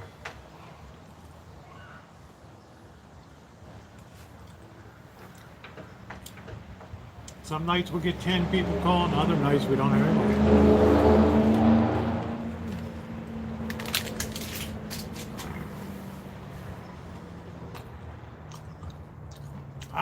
Unfortunately, I don't have a toll free, honey. Hold on a minute.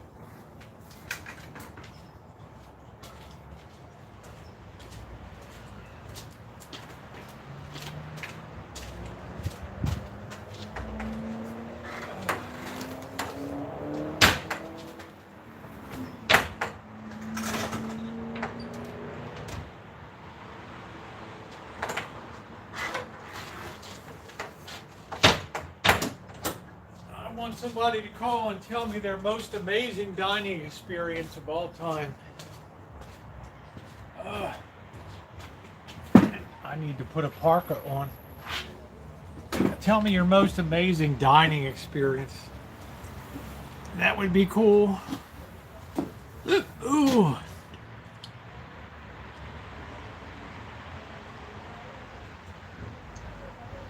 I have no idea where the kittens are. I don't see Baby Tiger around, so Baby Tiger must be with the kittens at the secret hideaway. Where's Trotsky? Where's Trotsky, me boy?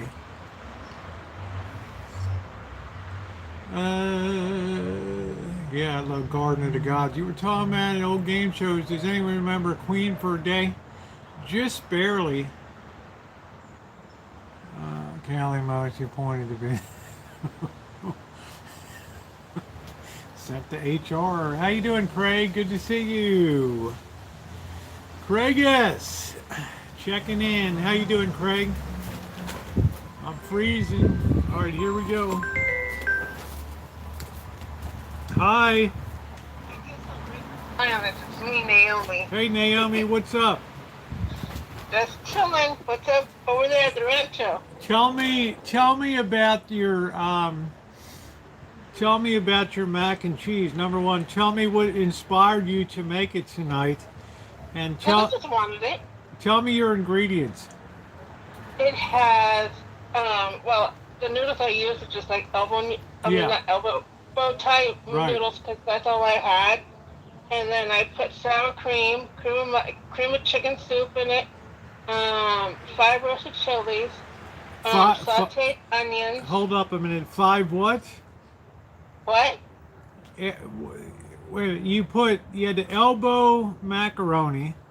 I didn't have the elbow macaroni, so I put bow tie. Okay, bow tie works just as well. Yeah. All right, go slow. Talk to me like I'm a 5th grader. All right. Okay, and then I put sour cream. Okay. Cream of chicken soup. 5 roasted chilies. 5 roasted chilies. Fire roasted. fire roasted chili. Did you fire roast them yourself? No, I had a can. All right, wait till this person's off the phone. Whoever's calling from the great state of Idaho, please just one at a time here. Okay, you had fire roasted red chilies, No, they were green chilies. green chilies. Okay, And then sauteed onions, okay, mozzarella cheese, mozzarella, Colby Jack cheese, Colby Jack cheese, salt and pepper to taste. salt and pepper to taste. And then I mixed it all up together and then put it in a baking dish. Okay. And then I spread more cheese on top of it and then put it in the oven to bake. Now, no milk, correct? No milk. Okay, because the cream of Because the sour cream and the cream of the chicken soup already has the milk in it. So that sounds really doggone good, it is good. right? So it didn't matter to bow tie macaroni didn't make a difference. No, not at all. Now, how long did you bake that for? Hey, chef, how you doing? I think like 30 minutes. Now, did you bake it covered and then took the cover off to finish it, or just bake? No. Okay. Uncovered. All right. So, man, that sounds like really good. So, no cheddar cheese. Colby Jack cheese. Yeah, I don't really know. I wouldn't be able to tell Colby Jack from. Well, you could use like sharp cheddar on it. Okay. If you prefer sharp cheddar. Yeah, because I'm crazy about super sharp cheddar. Try saying that fast 5 times. Right? So that's good. What else is going on? How are you feeling? Are you recovered? Yeah. I'm still sneezing the heck out of my face. Coughing. How about that bite that you got that time? It's all gone. I wonder what that was. James said it sounds like his kind of mac and cheese. And I'm not a big cheese person, but I would certainly give that a try. It sounded pretty good. It is really good. Did anybody else in your family enjoy it? The rest of my family is either gluten intolerant or allergic to dairy. Oh, So wow. nope, Okay. all for me. Wow. Okay. Well, it sounds like it turned out really well. It did. So has it been nice and warm over there? Comfortable days? Yeah. But it's about to get hot. Yeah, because you really haven't had the heat on yet, right? I mean, you haven't really had that much hot there yet. Nope. Do you? Let me ask you another question. Do you get the cherries, the local cherries from the valley? Oh yeah. How are they? They are delicious. It's that time of year for cherries are really coming in now. Strawberries still out there? Strawberries, peaches are growing, almonds are growing, walnuts are growing. Everything's growing. Tomatoes are growing. Tomatoes are growing. Onions are growing. Yep, garlic is growing. I got my own little onion patch here. Oh, sweet. I'm gonna put down another set of onions when I get back and plant some fall vegetables for fall too. Some broccoli and some cooler. Have you ever tried to grow potatoes? No, I don't. I wouldn't know how to grow potatoes. Do you know how to grow them? What you do is you get like seed potatoes at the at like your local farmer's market or something, and you just throw them in the dirt, cover them up, and just let them grow. So you don't need to have loose dirt, or you don't have to prepare like with straw and everything to have a potato pile or something? Well, yeah. You have to like be a certain way to grow potatoes. Okay, same deal with sweet potatoes? Yeah. No, I've never grown them before. Like I say, when I'm done all of my traveling and don't feel like traveling anymore, then I'm going to bring them back into cultivation. We grew potatoes a couple years ago, beautiful plants. How did they turn out, Catherine? Catherine is saying that she made some, she grew some. How did they turn out? Potatoes save the eyes out and cut them in half. First, just it's less. What did that say? Hold on. Don't get near as big as what Idaho's do. What did you say? Let it sit overnight and to seal the potato, then plant it. Save the eyes. Okay. They just take like tater. Did they get to a decent size, or were they like for my French fries last night? I just had these wimpy little tiny. They load these bags up with crappy potatoes too. Where did Trotsky go? I think they come up like between small and medium size Okay. here. Yeah, because Catherine, I was surprised she put them down there. I don't know what the weather's conducive to it or not. I don't know. So what you're saying is, like a Facebook page where I could put that. yeah, I don't have Facebook, honey. Oh, you don't? Right. But I'm thinking, so you also could take just a regular potato that has the eyes, let it dry out, or cut the eyes, let them dry overnight, and then plant them. Right. Cut the potato. I think you could just throw the whole potato in. Well, she said cut it in half, let it dry overnight, and then plant it. Then plant it. So it sounds pretty easy, right? It doesn't sound like potatoes are a lot of work. I'm wondering how I could get this recipe out to people, because I don't think you want to go forward it to like 50,000 people. Well, do you want me to give you a temporary wrench so you can post a link? Okay. Let me put a wrench in your hand for a minute, and that'll allow you to post a link into the chat. Post. It's my own recipe. I don't have a link to it. It's okay. Well, you've told people what it is. Yeah, right? I've told people what it is. Yeah, so they can figure it out. You had bow tie pasta. You can use elbow macaroni. Elbow, bow tie. Onion. You had onion, sour cream. Cream of chicken soup. Both mozzarella and Colby Jack cheese, sauteed onions, salt and pepper to taste, and those 5 roast chilies. That's it. Baking an uncovered dish for 45 minutes to an hour. Just like 30 minutes. 30 minutes, and it was delicious, huh? Yep, it was. Well, it sounds like one of the best things that you've made. It's one of the best tasting stuff I have. So let's give a cheer for Naomi here. Here we go. Hold on, Naomi. What happened? There we go. The piñata. Is that not the coolest card you've ever seen? That is cute. I told Janet this is like the coolest card I ever got in my life. You want to know what my favorite cat is? Have you ever heard of Mr. Vivo? No. That cat, Mr. Vivo? He is the most prettiest cat ever. No, I never heard of him. I generally favor not too good-looking cats, right? I mean, just like that. He's a Maine Coon cat. I connect more readily with average-looking cats. Right?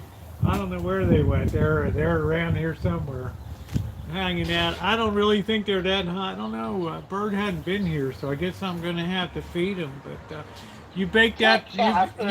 So Ronnie said you baked that for like a half hour to 45 minutes. Just keep an eye on it. Yeah. There you go. Hey Hugo, how you doing? Well, it sounds delicious. How much onion did you use? Half an onion. Okay. And how many cups would you say of dry bow tie pasta would you say you used? I used 2 cups. 2 cups. Okay. Yeah. So it doesn't sound like it's that difficult. And how much cheese? Maybe a cup of each kind? I used a cup of mozzarella and 2 cups of the other cheese. That's it. And how much sour cream did you use? A cup. 1 cup of sour cream. So it sounds good. Now, did the fire roasted peppers add anything to it, or did they make it mushy? It added taste to it. Okay. But could that be optional, or? Yeah, it could be optional, but if you want but if you want that taste in it, go ahead. Are I you? was thinking about throwing some bacon in it, but I said nah. Ugh. Bacon and chicken, nah. That wouldn't have tasted good. Yeah, Catherine said that's going up for next week, so she's gonna put that on her. She's gonna. I'm intrigued by that. I'm just wondering if I can just use mozzarella and Have you looked at the picture? shredded. No, I can't look while I'm live with you, so I have to look at it later. I'm gonna check that out, but I will. I'm sure it looks good. It So, is really good. so you got everybody very excited in the. You got everybody very excited in chat. So, what would you say? Let me ask you another question, Naomi. Okay. What would you say if you had to pick one thing that you think that you make that better than anybody else you know? My Is mom. is there some dish that you make that you think it's world class that you make? I don't think that highly of myself. I just Whoa. cook average. But there's nothing really stands out that you know you have total confidence you're going to put something in down in front of people that they're going to be like, yeah, Well, this is. I've been told my spaghetti sauce tastes really good. Well, there you go. Now, what goes into your spaghetti sauce? Hey, Crow. I This, eat just the ground beef, well, then, onions. do you use diced tomatoes or what do you use? I use crushed tomatoes. Okay, crushed tomatoes. Use And then garlic. huh? Garlic. I use garlic, onion, oregano, cumin, chili powder, salt, pepper. Wow, you'll put chili powder and cumin into spaghetti sauce. Yep. Wow, that's like really Mexican spaghetti sauce. It it tastes more Italian to me. Okay, because I honestly in my life I've never heard of anybody using cumin and chili powder in the spaghetti sauce. The cumin brings out the flavor more. I Okay, think. all right. And then I put sugar. Don't don't tell any true Italian that I do that because they would bite my head off.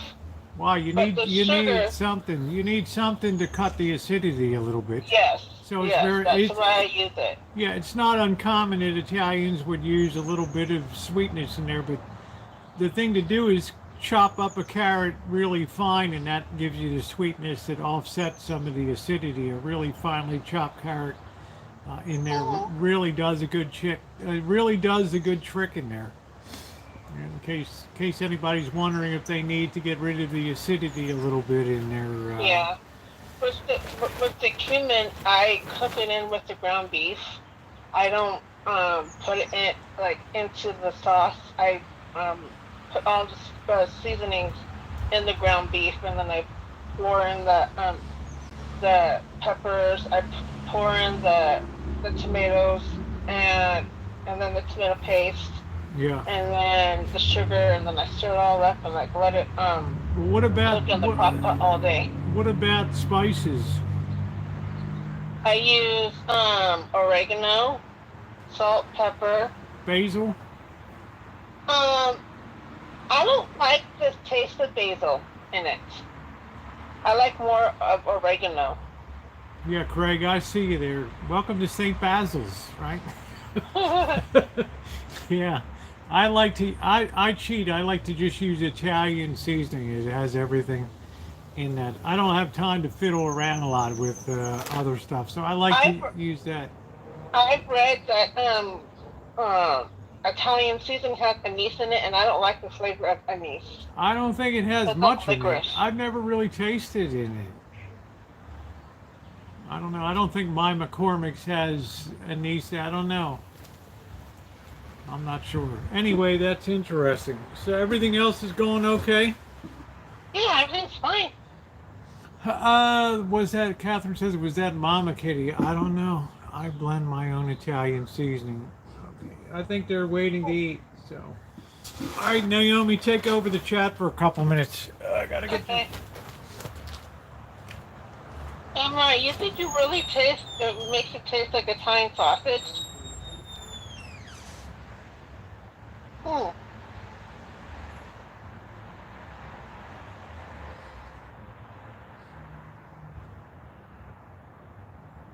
Yeah, everybody, try the mac and cheese recipe that I put out, and tell me how it comes out for you. But don't overcook it, in the oven. Because if you do, you're gonna have crispy cheese on top of it, and that's yeah. You want it stringy, like how a piece of pizza right out of the oven is stringy. That kind of stringy. That's why I use the mozzarella cheese in it, because that's what mozzarella cheese does. It makes it all yummy-ish.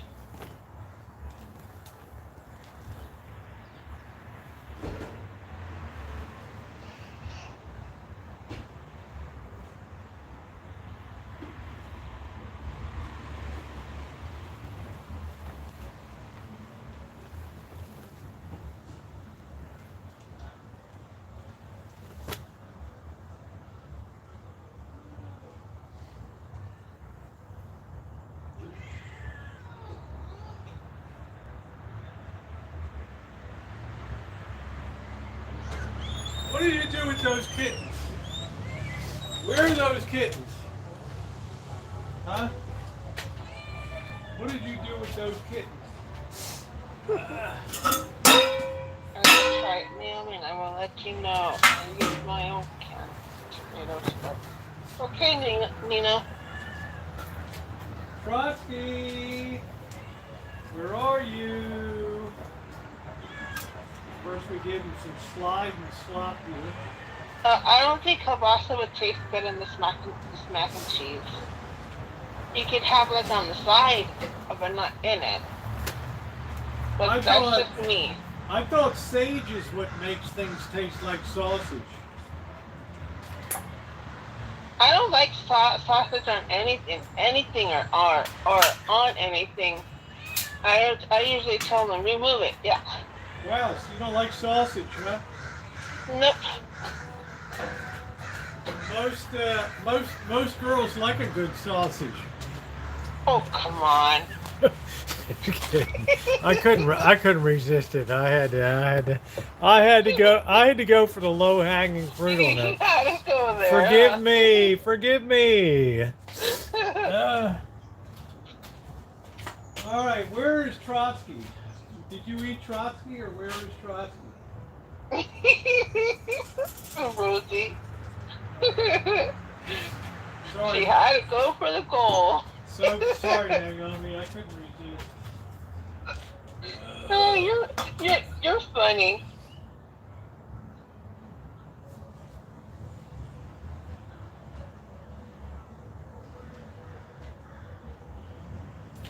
Can we be pals, or are we just going to stand there and look at stuff? Huh? What, are you going to be angry at me? Nina, are you going to can tomatoes this year? You want to eat, or are you going to stand and look at me all the time? Oh my goodness. Yum, yum. What are we going to do? Are we going to eat? Or are we going to starve to death? Yum, yum. Oh, we like that. We like that. We don't like being petted, but we like that. Alright, I don't know where Trotsky is. I don't know. Hello, Cheryl S. So how much cans of tomatoes do you get out of, say, like two flats of aroma tomatoes?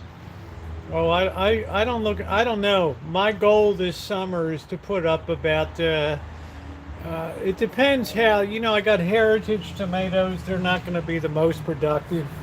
I think if I can get 5 gallons of sauce put up, I'll be happy. So my real goal would be to put up 10 gallons. I don't know how. That's 40 quarts of sauce. Do you cook them? Do you boil your tomatoes inside or outside? Outside what? Outside in your backyard. No, I do it all inside in the kitchen.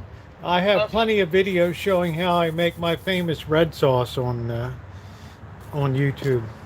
Just put The reason why I asked is that my brother's wife has this big old uh boiler thingy yeah, that she uses in their backyard. yeah. Did she make a good sauce? Yeah, she makes good sauce when she does it.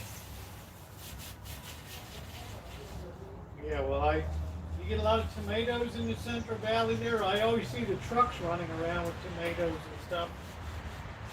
Yeah, we get a lot of tomatoes out here. Yeah, because I always see the doubles running up and down I-5 with tomatoes on them. Yep, those are usually going to canneries. Yeah, one of the trucks turned over and it spilled tomatoes all over I-5. It had to close it down for like days. I don't know if Baby Socks is female or not. Nobody can tell here.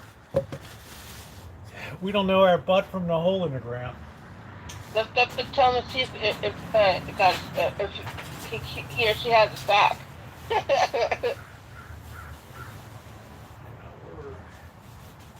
Blackbird and I aren't the brightest bulbs in the pack when it comes to understanding all that stuff. Ah.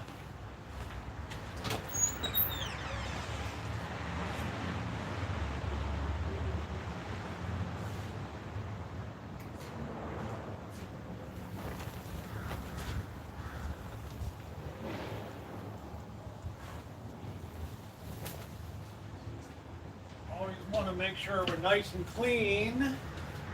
Trusky, where's that?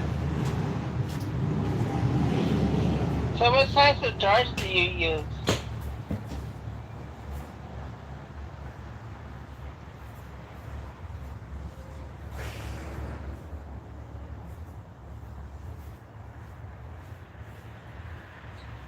I don't like that one named Ghostface.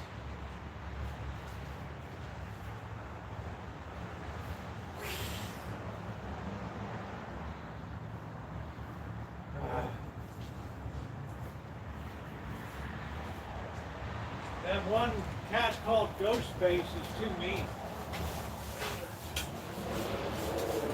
That is one mean cat. All right, I think this is clean enough that we can think of rolling out this pizza dough.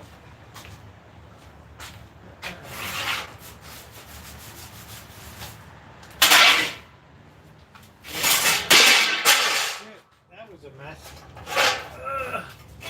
Doesn't spin real well.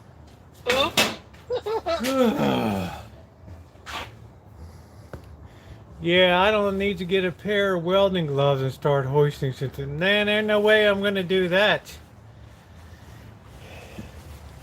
Yeah, but how could Baby Socks was always skinny as a rail? How is that cat gonna be able to have kittens?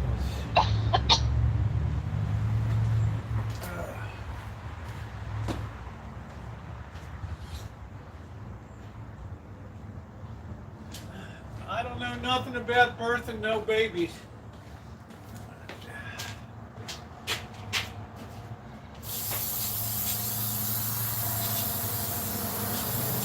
Always spray your pen, dude. Well, I think I'm gonna let other people call in, okay? I appreciate you calling, babe. Oh, thanks. Yep, and thank you for sending me the recipe. Oh, you're welcome. All right, bye. Goodbye. She's a sweet girl, isn't she?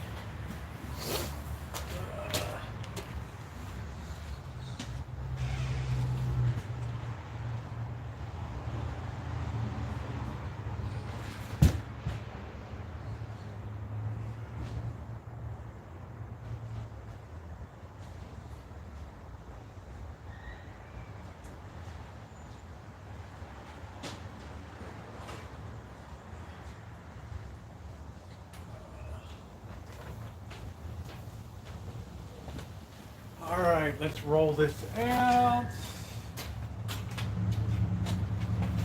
Let's see what we got here. We got the flour, we got the rolling pin.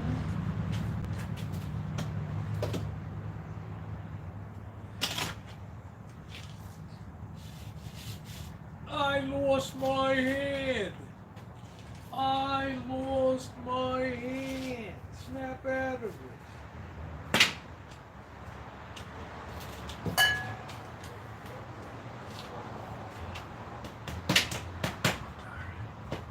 We get a little flour on the surface there. And we do a little roll-a-rama.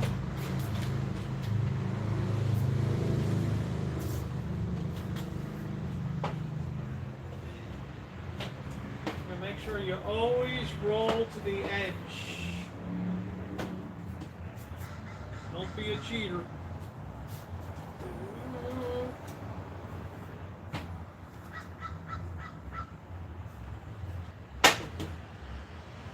Generously flour everything.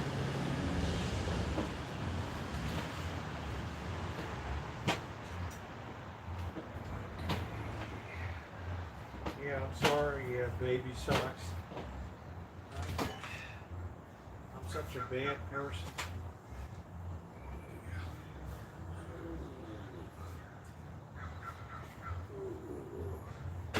I wish I had a high ceiling. I would show you guys how to really do it up.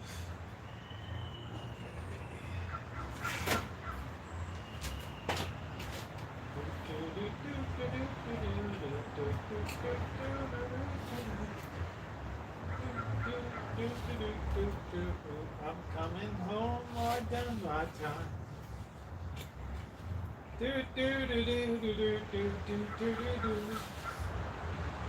Now the whole damn street is cheering, 'cause I can't believe I see 100 yellow pea jugs in the old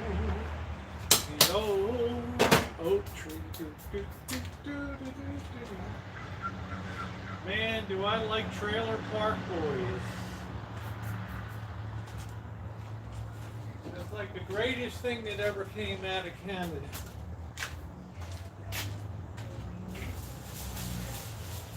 Alright, let's get the grill at least starting to heat up here.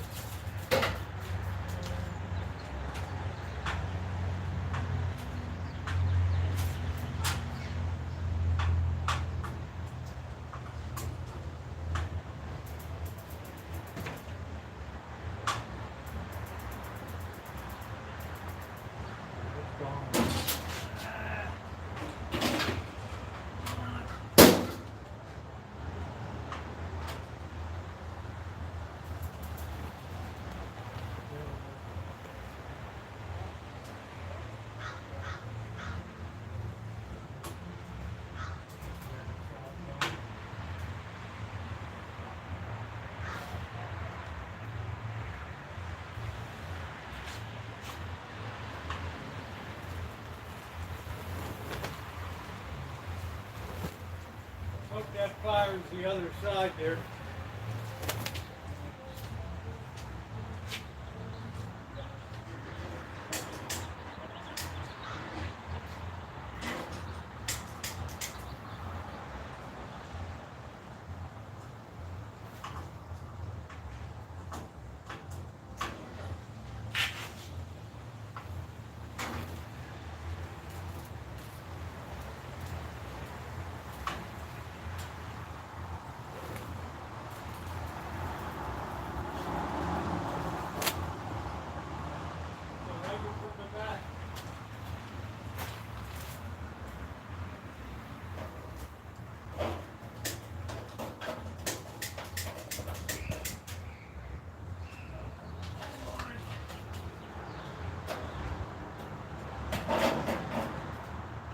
We're lit! Yay! We're lit.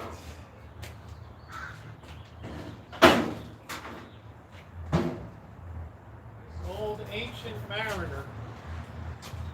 Alright, let's get our cutting board. Let's continue making this pizza.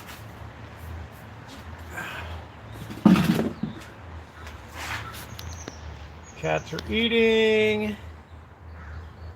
The boyfriend proposed. Wow! Congratulations to you.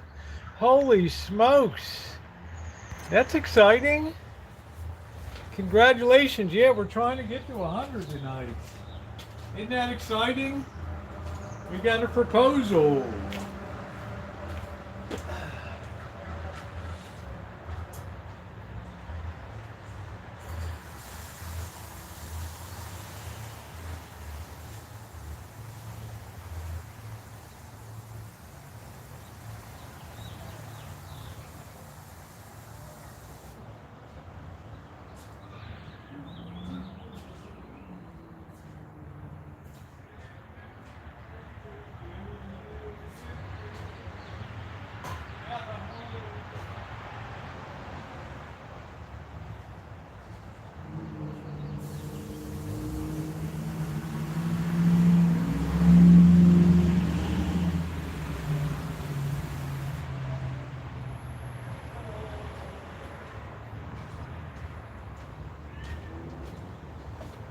Really good. We got ourselves an engagement right here. Yeah, I love Mr. Leahy. Gee, Mr. Leahy, what are we gonna do now? Bubbles? Keep your drawers on, son. Okay, Mr. Leahy, my drawers are on.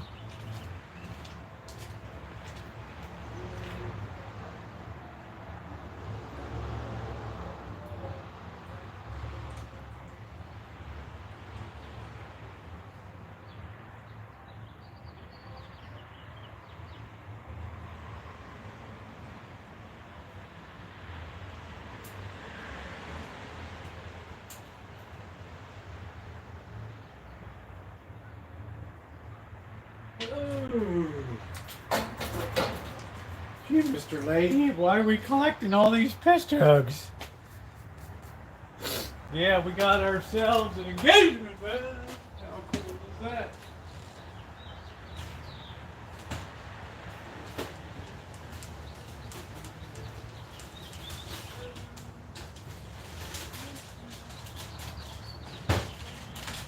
Love me. Gee, Mr. Leahy. What are we doing? We got Italian style and we got mozzarella.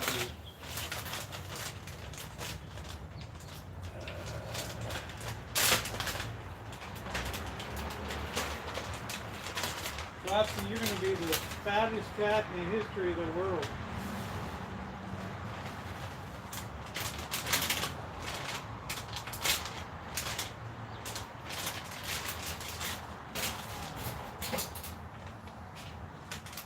Right, Mr. Leahy. They're here. They never tear.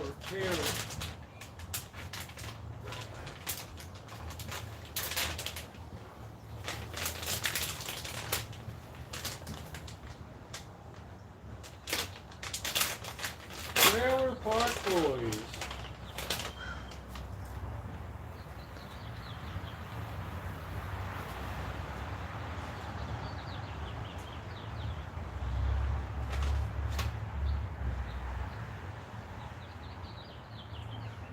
Got the cheese down. Now don't you laugh a little, cry a little. La da doo doo doo doo doo doo doo doo. Oh doo doo doo doo doo doo doo doo.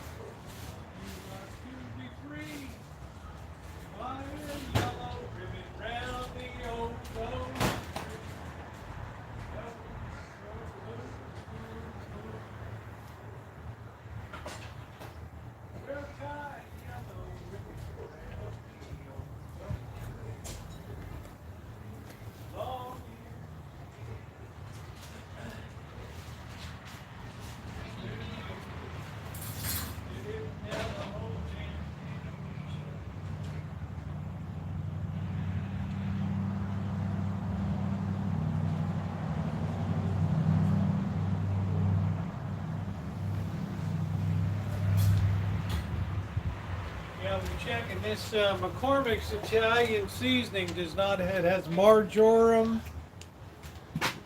thyme, rosemary, savory, sage, oregano, and basil. It doesn't have any anisette in it.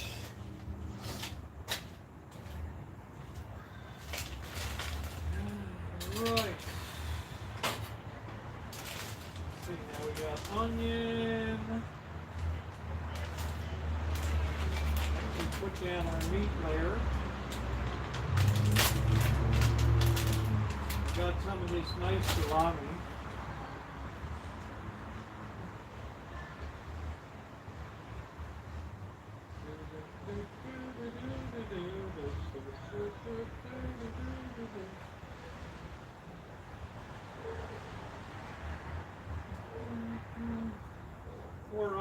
Poor Anton Smith, his dreams of revolution were shattered tonight.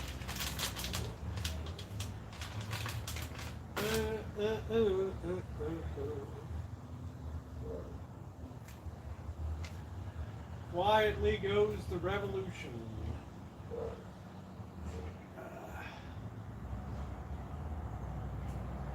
Putin is in a secure location.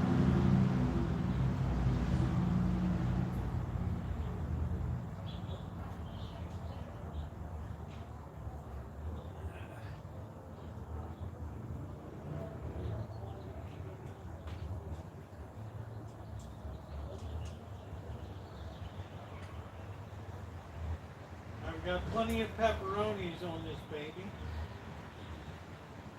There we go. Perfection. Put this aside. Do, do, do, do, do, do, do, do.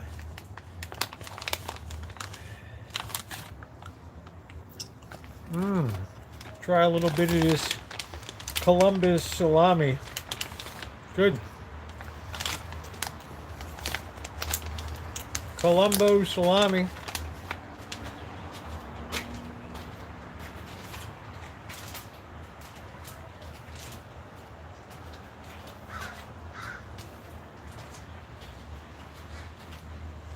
I'm going to slice, I got half an onion here.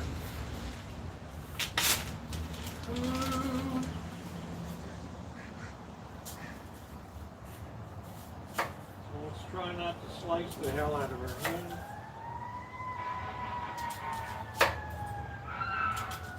Friday night in the hood, there's the fire engine.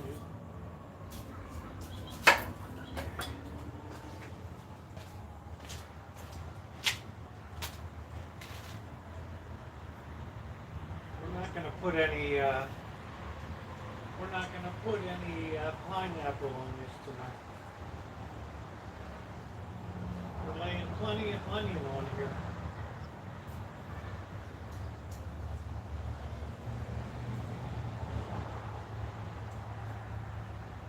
I'll have really nice onion breath tomorrow. That's looking good. Now we got mushrooms.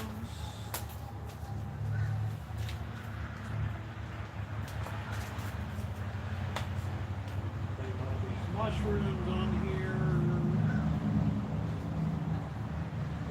What a beautiful pizza. Eat your heart out, Cheryl S.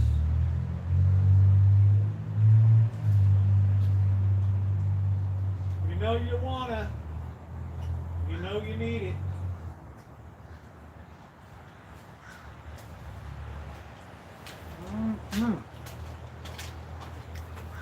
Eat your heart out, Cheryl S. All right, don't forget to spray the top. Hey, Brian. Spray the top. You need some oil on top of your pizza, and then take your Italian seasoning and layer on down. There we go. Nice, delicious. Ready to roll. Really good. Lay it on thick.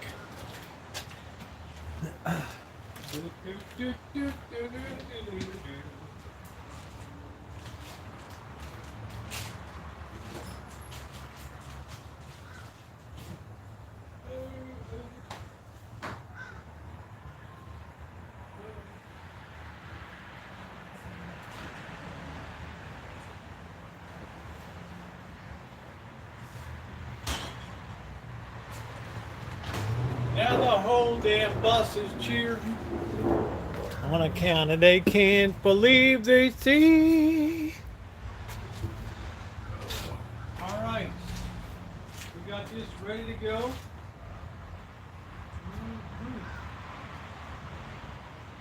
I think we're up to temperature.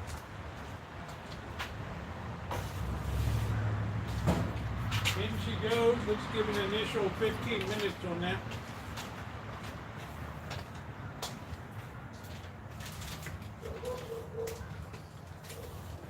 Trotsky, where are you going?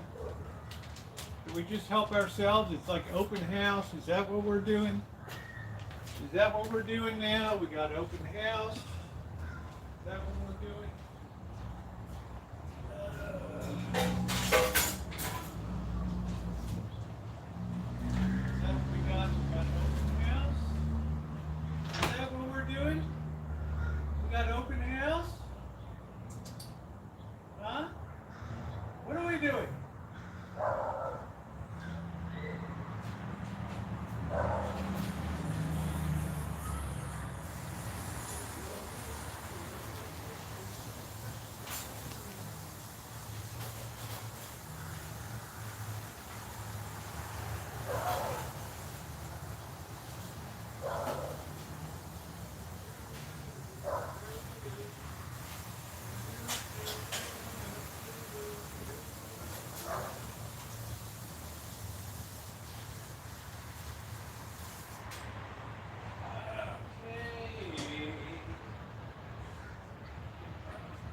Doing?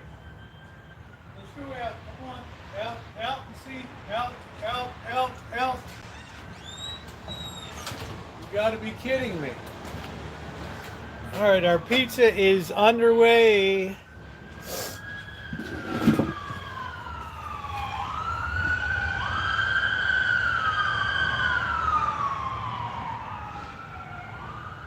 Ooh, Saturday night in the hood. Yeah, the cat comes inside all the time now.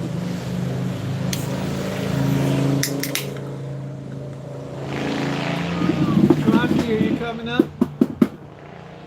Say hi to everybody.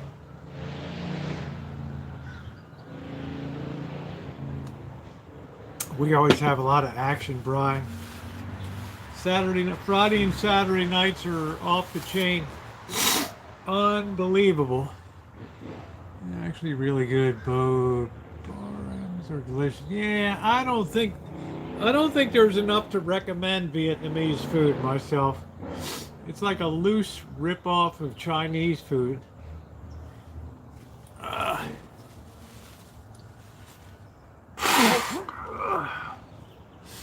You know, all they have is rice, the rice rolls for making shrimp, spring rolls and things. I can't really think of anything. Pho is just like a Chinese noodle soup, that's all. I wanted to find a good Vietnamese restaurant here in town. Forget about it. We had Cameron Bay. That was a blowout. Hey Cab, how you doing? I hope you are too. Good to see you. How's everything down your way? Hope you're doing well. The legend himself, Cajun Kev. The king of the swamp country. Yeah, I have bad allergies, yeah. Bad allergies. You try the French place sometime. Yeah, I should try the French place. What do you think I should get there? I mean, that's the issue. Let's look at La Guerre.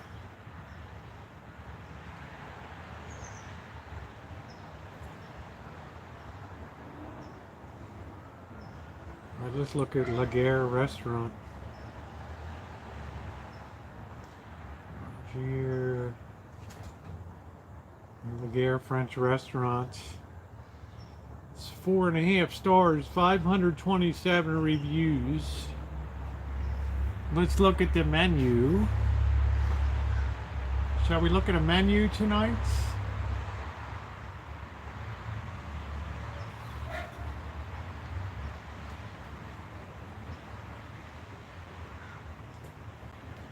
Really slow loading.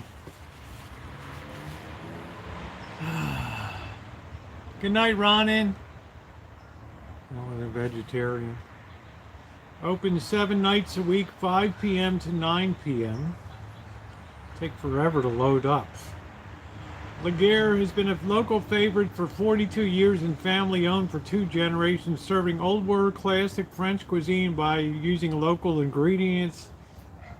We pride ourselves on a classic service of including soup and salad with every entree, as well as tableside carte preparations. Most romantic dining spot year after year. Let's see the menu here. Dinner menu. You better gird your loins for this.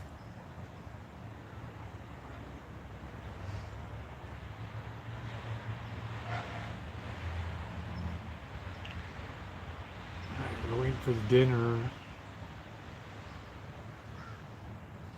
Where is it? You got to open the thing in a separate thing. Where is it? Where's the menu? Oh, not one of these things. It's impossible to even get to. Ugh. Man, does anybody just have a menu? You have to download it. Now I got to go to my downloads, wherever they are.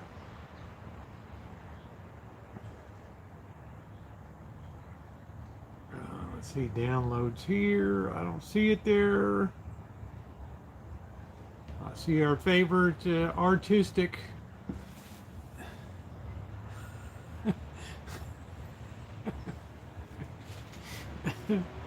I don't see it in downloads. I don't know what I'm doing wrong.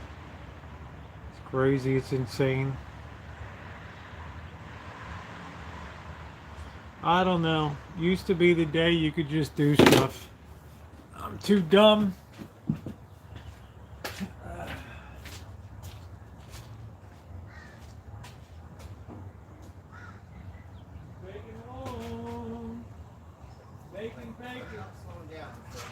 You can stand there or you can use your house and talk to you and all your Let's see. It's probably in my files. Let's see what we got here. Hey, bird. move.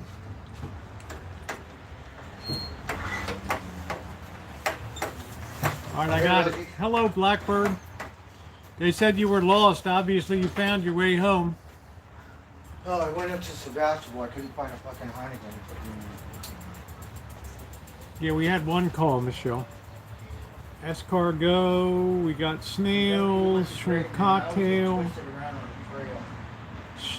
soup du jour. Let's see, entree. Specialties of the house. Carré d'agneau, persil, rack of lamb, or fillet of beef Wellington. Fillet of beef Wellington. What do you think of that?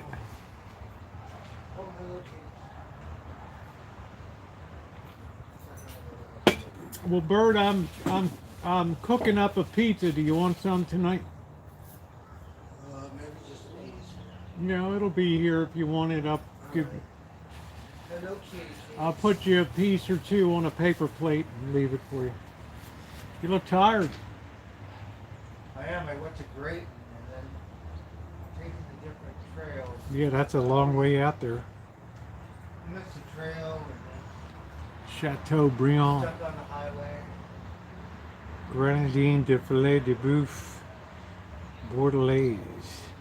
How you doing, MB? What's up?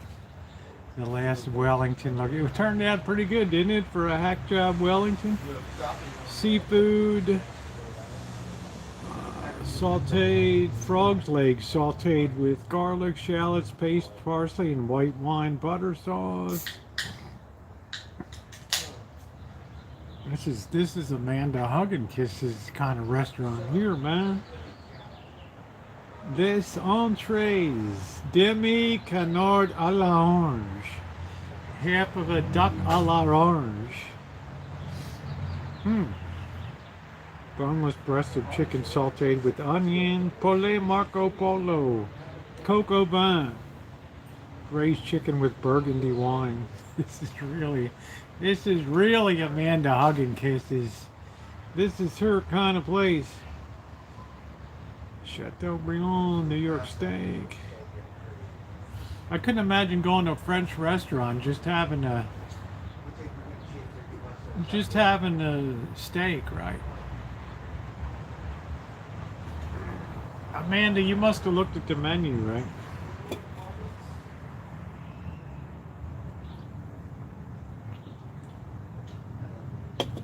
Guacamole. Well, Janet makes a good guacamole.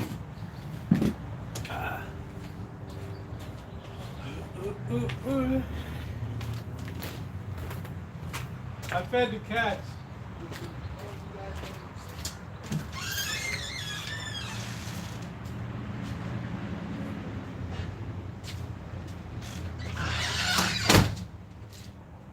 I'm enjoying these later nights. We don't have to run the lights. Well, we made it.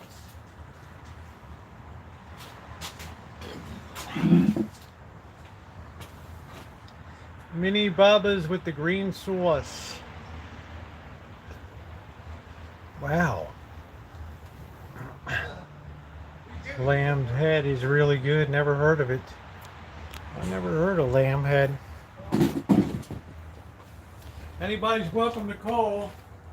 The number's been posted.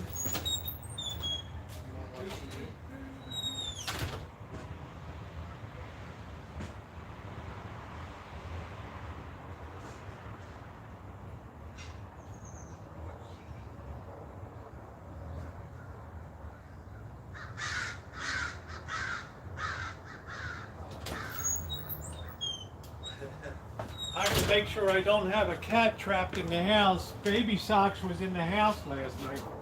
Oh, yeah.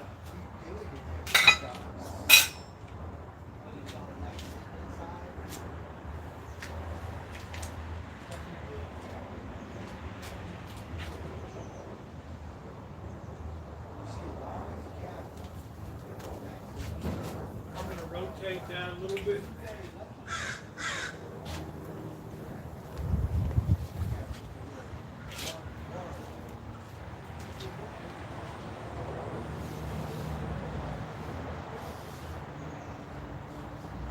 Bottom's done. I'm now going to put this on the rack here. Let it finish off so it doesn't get too cooked on the bottom.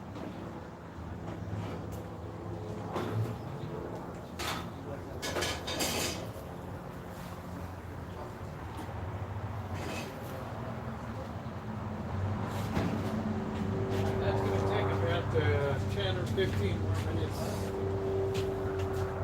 And that should be perfection. Yeah, I don't like cilantro. Cilantro tastes like soap to me.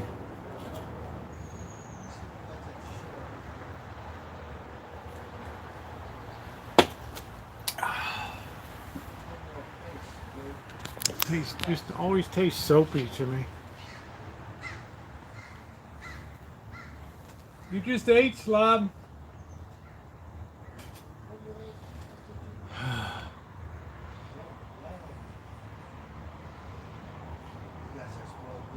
Yeah, I don't know what it is, Crow. It just I don't find anything tasty. I mean, I've had it enough times in like tacos and stuff. They'll automatically put it on. I mean, I'll eat it.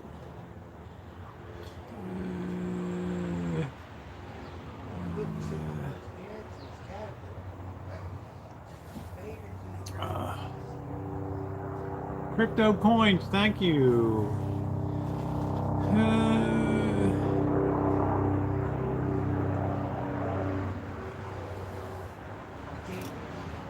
Glad you're here.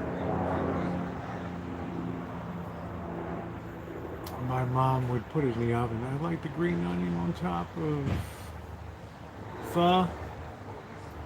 Yeah, see, I don't like rice noodles.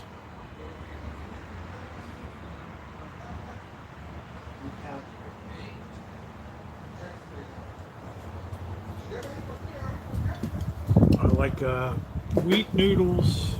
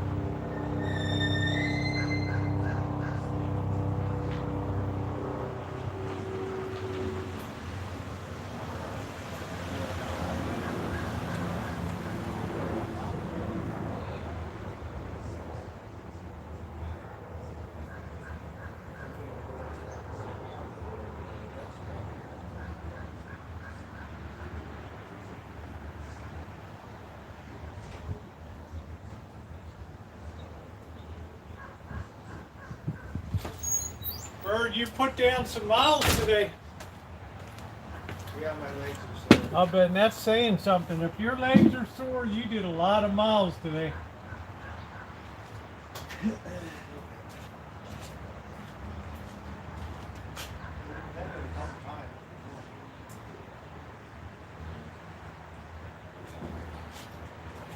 want that baby to get good and done on the top. We just have to be very patient.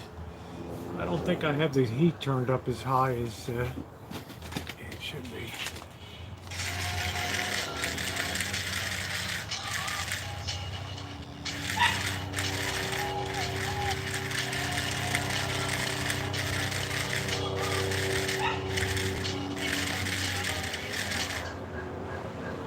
Having the golf supply and demand, baby, those full. Yeah, we need about 10 more minutes. Shrimp prices are going up. Yeah, how was it, chef? Did you have a shrimp bowl? Hey, Fourscore, how you doing? Did you have a shrimp bowl today? Louisiana bowl? You see my cousin in Louisiana? Did you have a bowl?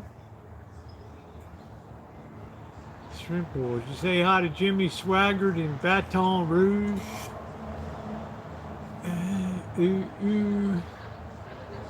Oh, nice. Excellent. Did a shrimp bowl at my daughter's in Louisiana. You got sick in Florida. I cooked some fried shrimp and shrimp. Epote. What was that? It was so good. I ate a bowl of shrimp. Yeah, I had that for the first time in New Orleans. That was pretty good. At the Two Sisters Cafe in New Orleans. Which I'm going to be honest with you, I didn't really enjoy New Orleans. Baton Rouge I love, but hey Thomas, how are you? Well, congratulations. Congrats.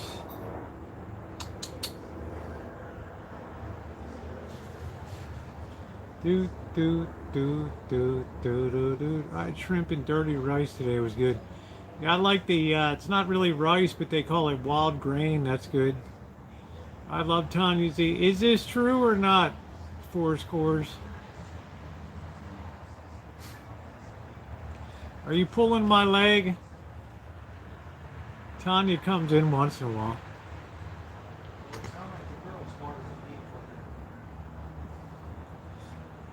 Things like birds very dangerous. A parrot would be very dangerous to be near your face.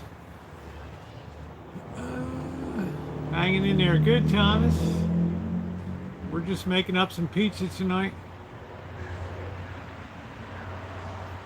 It's a celebration. Do, do, do, do, do, do, do, do. We got it in the barbecue grill.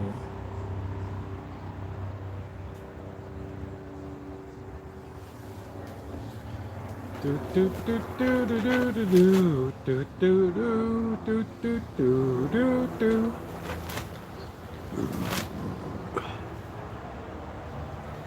Wait, why are we so slow tonight over here?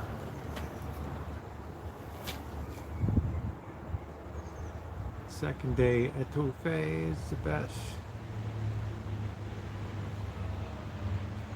Yeah, Kev's down in the Bayou country.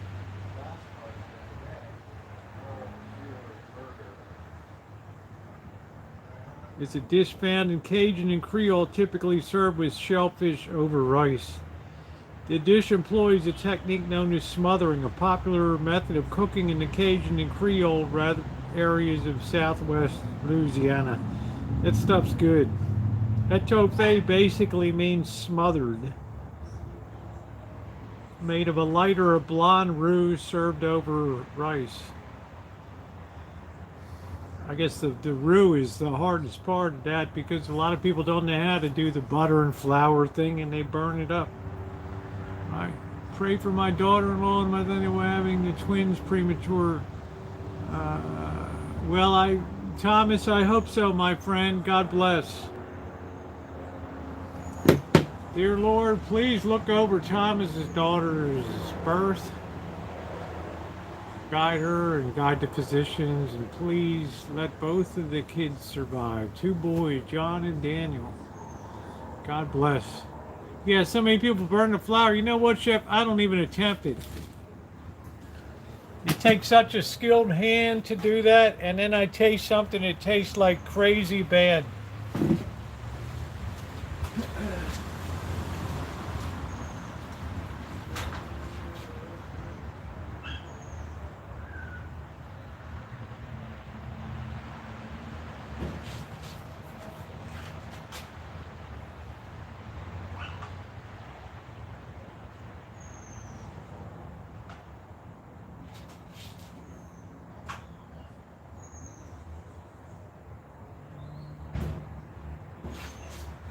Get that baby high, man. I'm hungry. I don't know, that grill's acting weird. So I had that at I wonder if the Court of Two Sisters is still around. Good night. God bless, Thomas. Court of Two Sisters. Yes, it is. Yes, it is.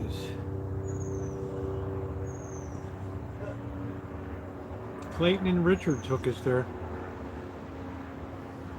Daily jazz brunches with a buffet of Creole classics plus a la carte dinner and courtyard. Pretty darn good. Bananas, Foster. Let's see, the brunch buffet. What did they have on that?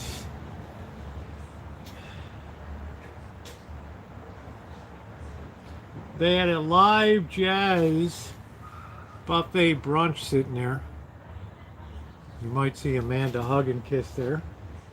Scrambled eggs, hash browns, andouille sausage and bacon, glazed ham, grits and grillades, eggs benedict biscuits, omelets, chicken and sausage gumbo, red bean and rice, turtle soup all sherry, shrimp etouffee, chicken and sausage gumbo, corn mac chow, carb ribeye. Ooh, they got it all.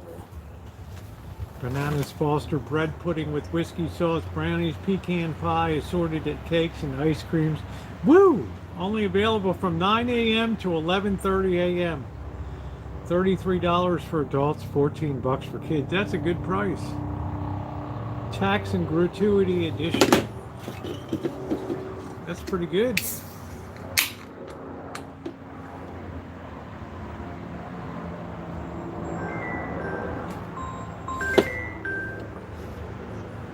You're on the air. Hello, Rosie. Hey, Alan. How you doing? I'm doing fine. You I'm doing fine. gonna talk about your favorite French food? Well, I don't know nothing about any French food, but I had an awful good dinner the other night. What did you have? I had steak and lobster, and it was a fillet, and it was really good. And did you cook that yourself, or did you go out? No, my daughter took me out. Oh, nice. It's like, Yeah, for Father's Day. So that was a really good meal. yeah, Bird took me out for my birthday, and had probably one of the best 5 steaks I've ever had in my life. It was amazing. A ribeye Wow. at Cattleman's restaurant. It was absolutely delicious, unbelievably good. When they're cooked right, you just can't beat that. I mean, a ribeye, I tell people, please, please try a ribeye and see what you think of. They stay juicy, get it medium, and it's absolutely delicious. So, was this Oh yeah, ribeyes have a good taste. That's one of my favorite steaks. a place around Oakdale? No, it was in Modesto. Oh, okay, okay. It was called the Chefs of New York. Chefs of New York restaurant. So they did a good Yeah. job on that. Oh yeah, yeah. That's great. That was a good place, a really good place. And it made it even better. I didn't have to pay for it. I'm just Oh man, Alan, you're a person right after my own heart. You know. Anytime I can keep my wallet in my pocket is a beautiful day, baby. It's a beautiful day. I always do the tip though, you know. Of If course. somebody else is paying, I do the tip. So, you know it. But anyway, it was fantastic service and everything, and some of the best service. I tried to do the tip, but Bird wouldn't let me do the tip, so that was it. You know. Okay. Time's Well, done. I mean that was really nice of him. I mean, Yeah, it was nice of Bird. It was great. yeah, and he, like I say, you know, he's probably happier than all of us. Give me about 5 more minutes on that pizza. Somebody give me a timer. Thank you, Crow. So what were you saying, Alan? I'm sorry, I went over to look at the pizza. I said, Bert's probably happier than all of us. He's got such a simple life, and he don't have, you know, all he has to do is worry about going to work and paying a few bills, and he don't have much to worry about, really. I think people like that sometimes are happier. Well, let's just say life has very low overhead. You know what I'm saying? So. Well, I mean, you know, it's just that we get wound Well, up you know, I try to give him a good deal here, so he has some spending money for the month and stuff like that, so he can enjoy life a little bit. I mean, yeah. let's face it, people have to have a little bit of life, right? Yeah, oh yeah. But I mean, you know, the less you have to worry about, sometimes you're happier. Well, I think a lot of times people are, because I think we're surprised how little we really need, and happiness does not derive from what you own. It's your relationship with other people that gives the greatest happiness in life, you know? That's right. That's absolutely right. It's not what you own. It's, you know, that's for sure. You can have a lot of assets. That don't make you happy. Yeah, I don't think anybody on their deathbed ever said, I regret I didn't get a bigger Mercedes-Benz or something, you know? Right? Yeah. But anyway, that's the way it is, right? Yeah. But we've had Alan, it always pays to keep your feet close to the ground. You know what I'm saying? I mean, That's right. You don't have far to fall. You can't fall off the floor. You know, if you're down on a low level, there's no place to fall, right? That's right. Yeah, you know, and that's what it bothers me when people think that they're better than other people. That's no way. That bothers. No way. We're all take everybody's clothes off. We're all the same. You know what I'm saying? So let's not fool ourselves. That's right. And I just hate it when people are so judgmental about things. I really don't think people should judge other people, but that's just human nature. People Yeah, will that's do that. exactly right. It's human nature. It's fallen human nature. That's what it is. You know, I mean, there's a lot of different people in the world. And, Oh, that looks good. but anyway, we've had absolutely beautiful weather here, though, in Oakdale. Yeah, I'm gonna let that pizza cool off a little bit. Yeah, hasn't the weather been? It's been on the cool side here, Alan. I'm not gonna kid you. I know that's a bummer because in Oakdale we've had the best summer I think I can remember because it's just been in the 80s forever. We've had a couple of 90-degree days, and the rest of it's been like 82, 85. Yeah, we haven't. I don't even think we've broached 80 degrees up here. So it's just been day after day. But I'm not. The plants seem healthy. I've been harvesting a few baby carrots. They're about 3 inches, 4 inches long. They're tasty. Things are going good. The onions are doing good. The tomatoes are doing good. So I guess I really can't complain.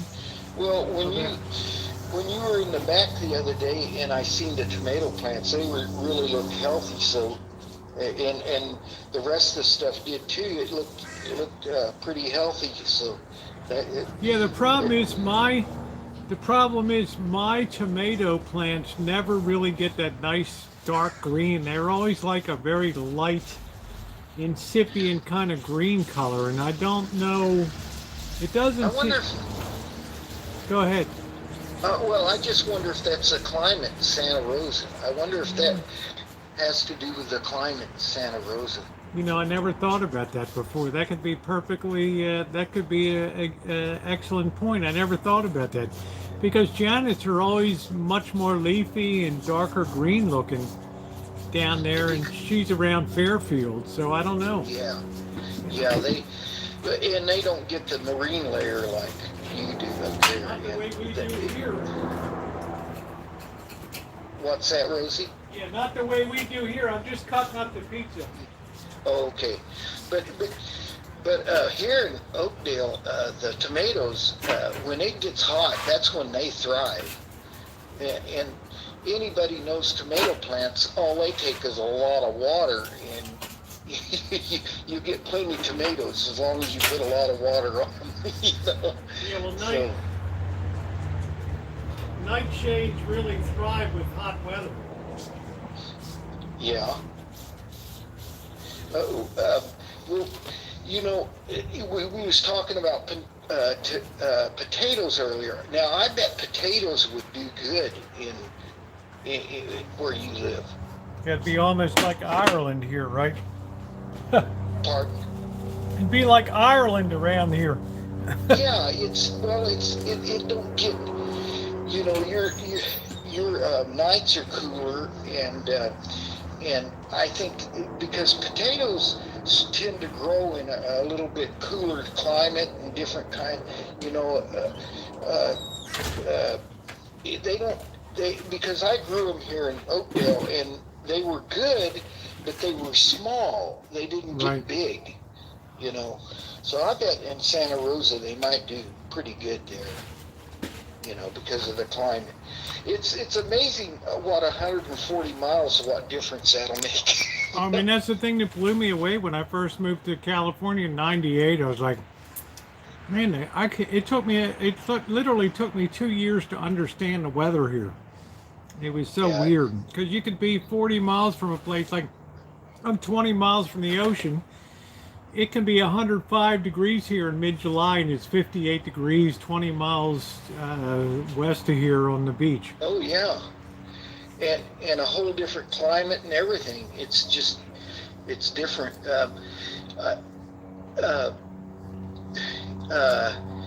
It's like in San Francisco, it'll be 60 degrees and it can be 110 here. Yep. And you'll be on the Golden Gate freezing your ass off because you have a t-shirt on. in Oh, I July. did that before. I came from here with a T-shirt on and went to San Francisco and about froze to death Mm. because I didn't have no. I didn't. That was the last time I did that. Every time I went to San Francisco, I took a sweatshirt or something with me when in the summertime. San Francisco is just miserably cold in the summertime there. It They is. need It either is. like green use.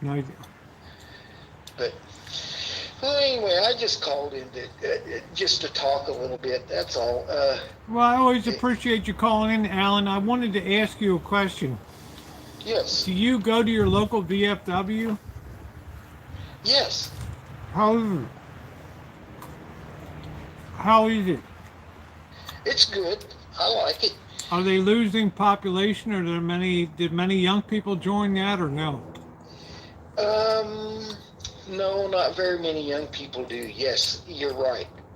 It seems like, uh, you know, more and more people. We lose more and more people and no members. You know, it's like a dying breed. You know.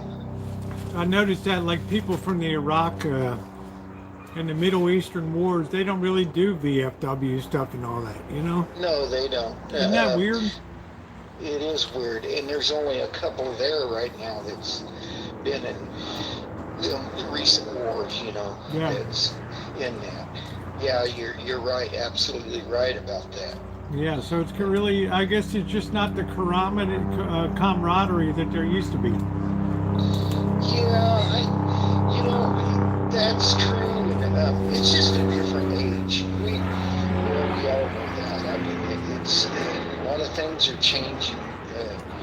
You know. I guess we were the church-going era, you know, of all that kind of stuff. And, you know, we still have the ceremonies, and some of them come to that. But as far as being there all the time and everything, they're not like we did it. You know, have barbecues and stuff, and you could go in the afternoon and get a beer or something. Sit there and get a beer. And, Well, and it was sort of like how can I say it? It was sort of like a place for refuge for, you know, when you people know what you're talking about. If you've been there and done that, you know, the people that's there, they can associate. They know what you're talking about, or they know how you feel without even saying anything. You know? Yeah. And anyway, I just don't. I don't understand. I guess maybe they have to retool the VFWs, or I don't know. People just don't care.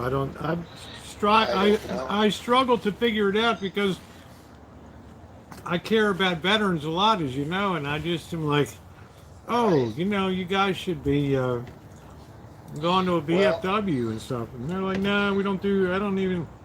It's just guys sitting around on a Thursday afternoon drinking a beer.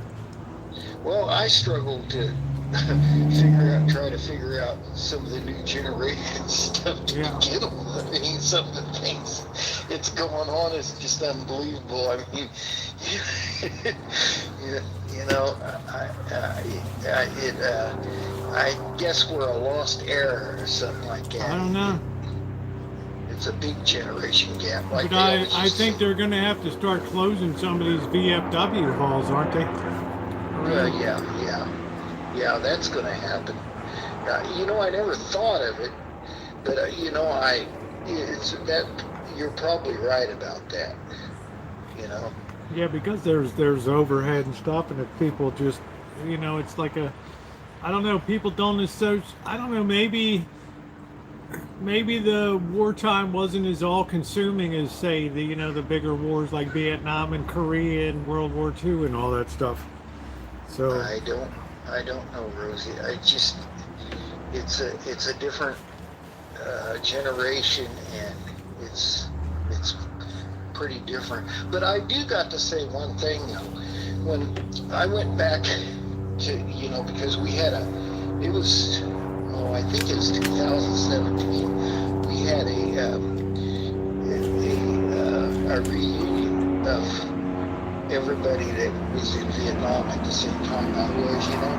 Yeah. And there was kids there that had been in Iraq and stuff like that. And you know what? They were really looking up to us and asking us questions. I mean, they were really interested in us, and I didn't think they would be, you know. Well, if I had to pick a war in U.S. history that I did not want to fight in, it would be a Vietnam. Yeah, it was just it was a waste. Well, it was a shit show on the home front. It was a shit show in theater, you know. You know, it was a political war that, you know, they got us into, and it never fought it like it should have been fought, and well, it's just a big mistake, you know.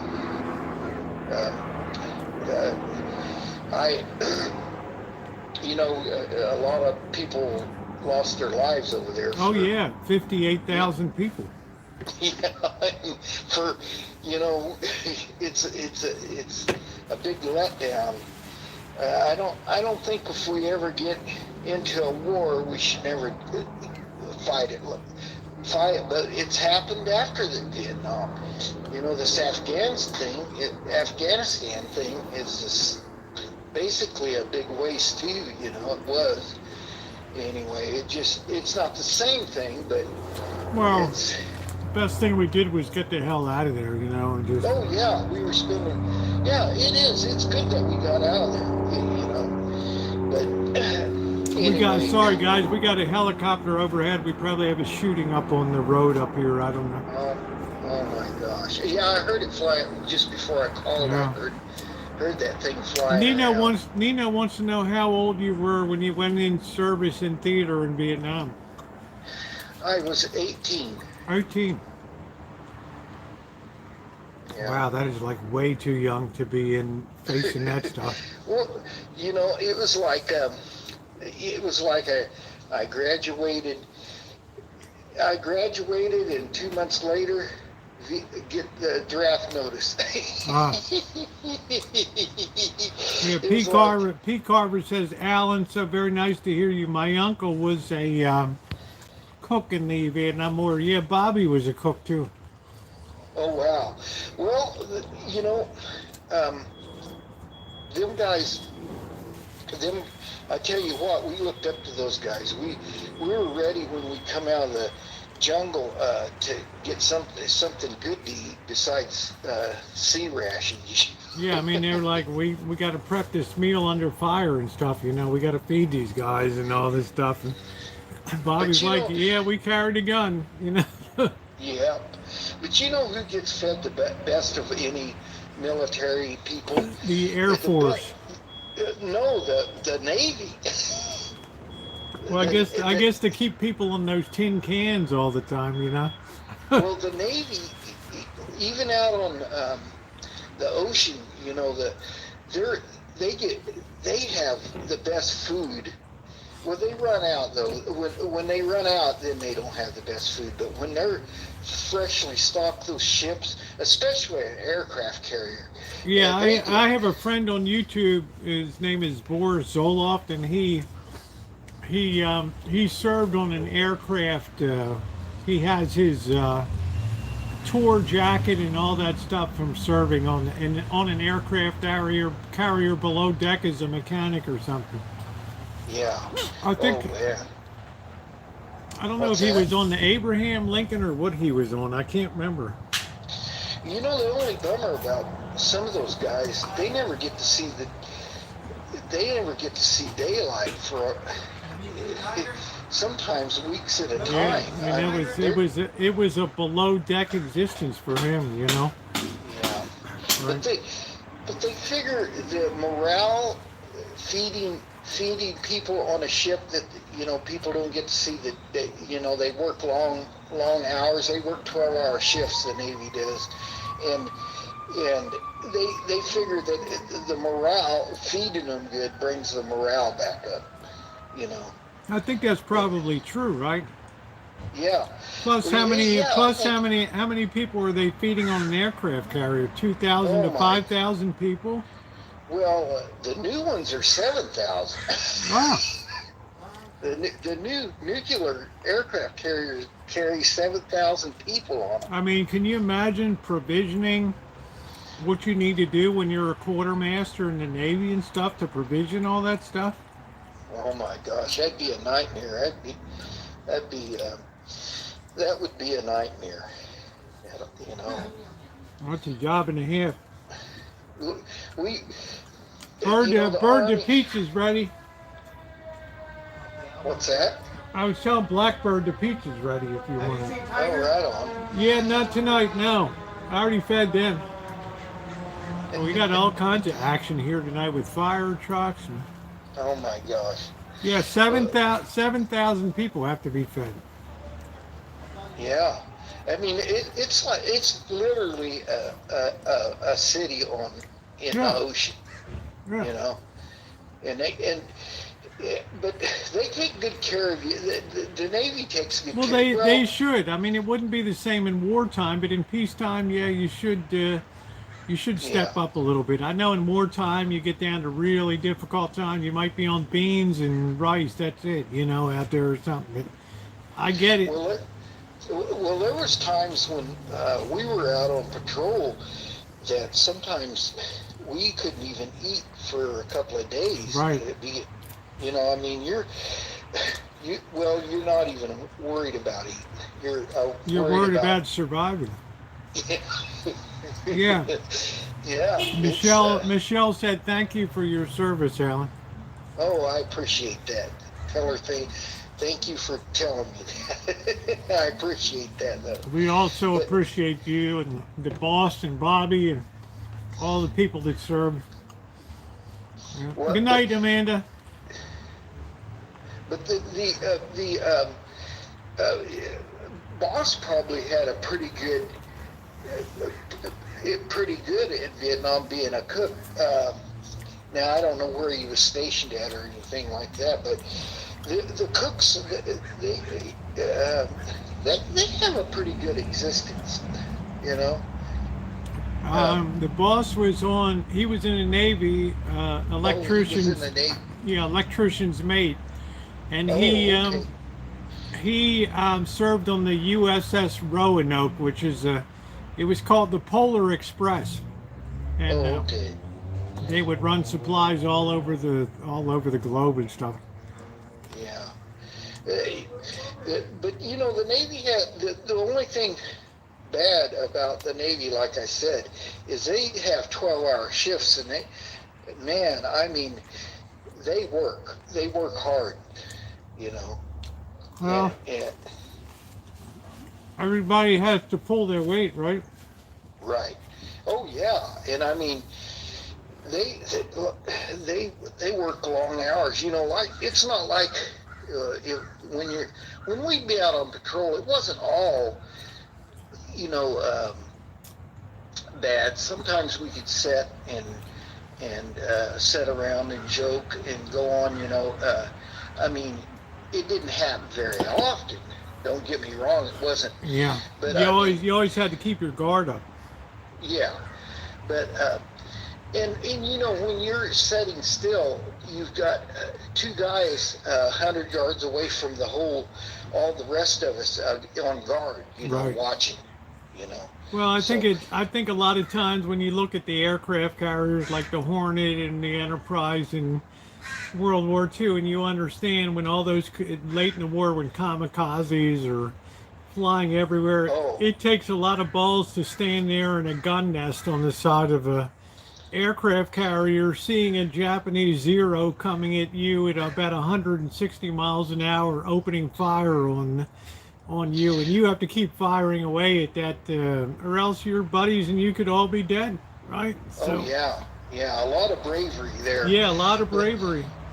But I'll tell you what, for me, what would be the worst is being down in that ship, Oh yeah, not knowing what's going on and when a bomb's going to be Yeah. dropped on me. yeah, and You know. your job is to keep ammo coming up to the deck, right? You don't know what's going Right. on. And not only Yeah. that, a lot of Hey, people EJ. don't think of.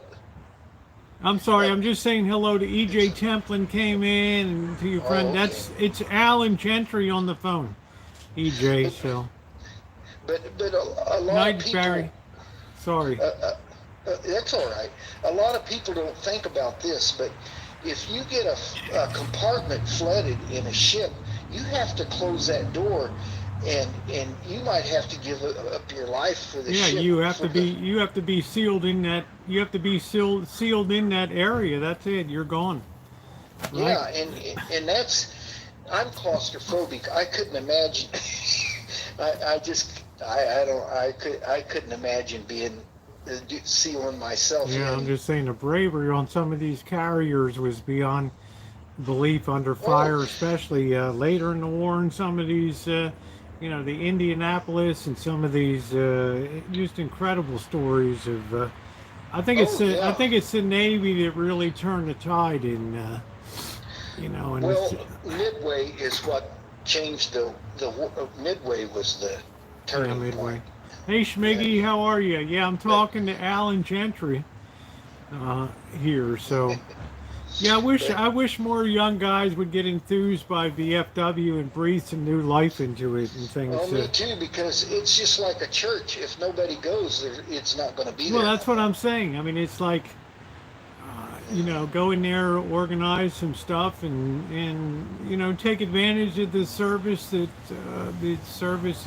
there. I mean, I so love our Yeah. veterans and everything that they did, and I don't think there's such a thing as too much that we can do for these people that definitely risk their lives for maybe things they didn't even believe in, but did it anyway, right? Oh So yeah, yeah. Well, I mean, you know, we still, as a veteran, we still think of people that burn their draft cards and everything as cowards. well, Back then. you remember Father Daniel Berrigan in the Catonsville Nine and all that stuff, right? Yeah. Oh yeah, yeah, Yeah, when they went into the Catonsville, Maryland draft board and pulled the records out and poured napalm on them and lit them up there. I mean, yeah. That's what about the guys that went and did what their country told them to do, right? I mean, yeah, yeah. that's true. Uh, I but see, you know, when I was growing up, I was a sort of a black sheep of the family, and Hey, pretty much. everybody that was a black sheep, put your hand up. Yay, I was, right. But anyway, you know what the biggest thing for me was after I served and went over there and came back. Me and my father didn't see eye to eye when I went in, but when I came back Well, out, explain my that to me. What you got drafted, so you didn't have a lot of choice when you went in, no, right? no, but see, when my father, he was really into the military. I mean, Yeah, I and get that, but what did he and expect he you to was do? different. He was different. He was like, uh, well, he was just like really right wing kind of person. Strict, strict. John Birch Society, all that. Yeah, and and when I was out running around drinking beer, chasing women, doing that kind of thing Yeah, when well, I was young. you were 17, 18 years old. Why not? Yeah, You know? yeah, and so my father, when I got drafted, he goes, "That's the best thing that ever happened to you. That's gonna grow you up, make you grow up." Well, you know, he was probably right, but at the time I thought, "Oh my God, you're not taking into account there's a Vietnam War going on." But anyway, so like I say, when I went off and did my time in Vietnam and everything, and got back, our relationship went from I did a whole 180. I mean, here's my dad. I mean, which he never really talked to me that much, and all of a sudden he's got. I mean, it was just so different, and maybe because I grew up too, Yeah, and I came back. maybe so. So it was basically a bunch of different aspects of the whole Well, thing. you really had. I don't know if your father served in active duty like you did, but you guys really had something in common that united you, Yeah. right? Well, yeah. Well, yeah. He served. He served in World War II. Well, there you And go. You had in theater service to unite you. You finally had common ground to know each other, oh yeah. right? But yeah. But when I got back, it was like he told all my siblings, my two brothers, and all that.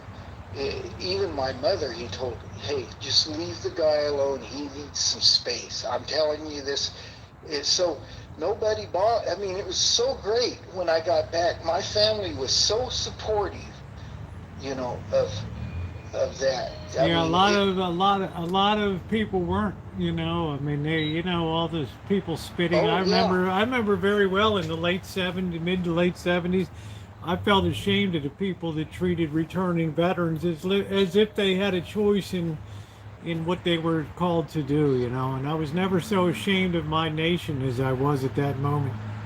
I know that was terrible. That Terrible. all all them people meeting us out on the when we was Oh, getting off the airplane. God forgive me. I so hated the freaks and hippies, and I just couldn't stand.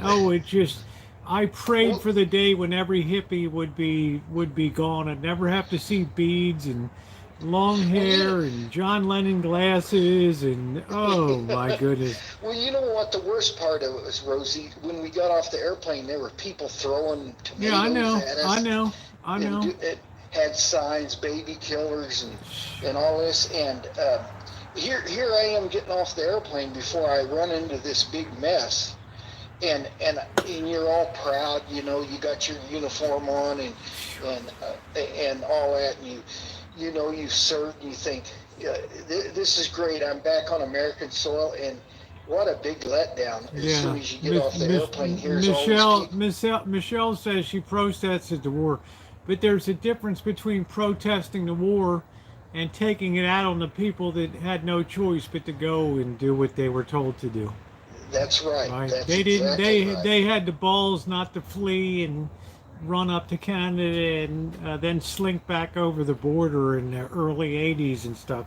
Screw them. That's Screw right. them. But see, here's what saved me, sort of mentally, because I couldn't believe that had gone on. But when I got back to Oakdale, see, this small community, they backed people that Yeah, fought in of course combat. they did. So here it is. I come back home and I got all these signs, welcome home, and I mean, they had a big thing for me at the park, and Yeah, I'm you sure you know, were. I'm sure you were glad to just be alive, Alan. yeah, it was. Right? Not have half your hand or foot blown off or leg or something Or like that. yeah, able to walk off the airplane. Yeah. You know. But anyway, Well, I have nothing but admiration for you, as you know. It's amazing. oh, thank you. But anyway, me and my dad, that turned the whole thing around. We got really close. I mean, he was so supportive and Yeah, everything. you now had a common bond of courage and service, right? And it helped me out a lot because I had all these government things that support things that I could do, and so I got an education, went to college, That's great. and Yeah. got education and Yeah, made good money.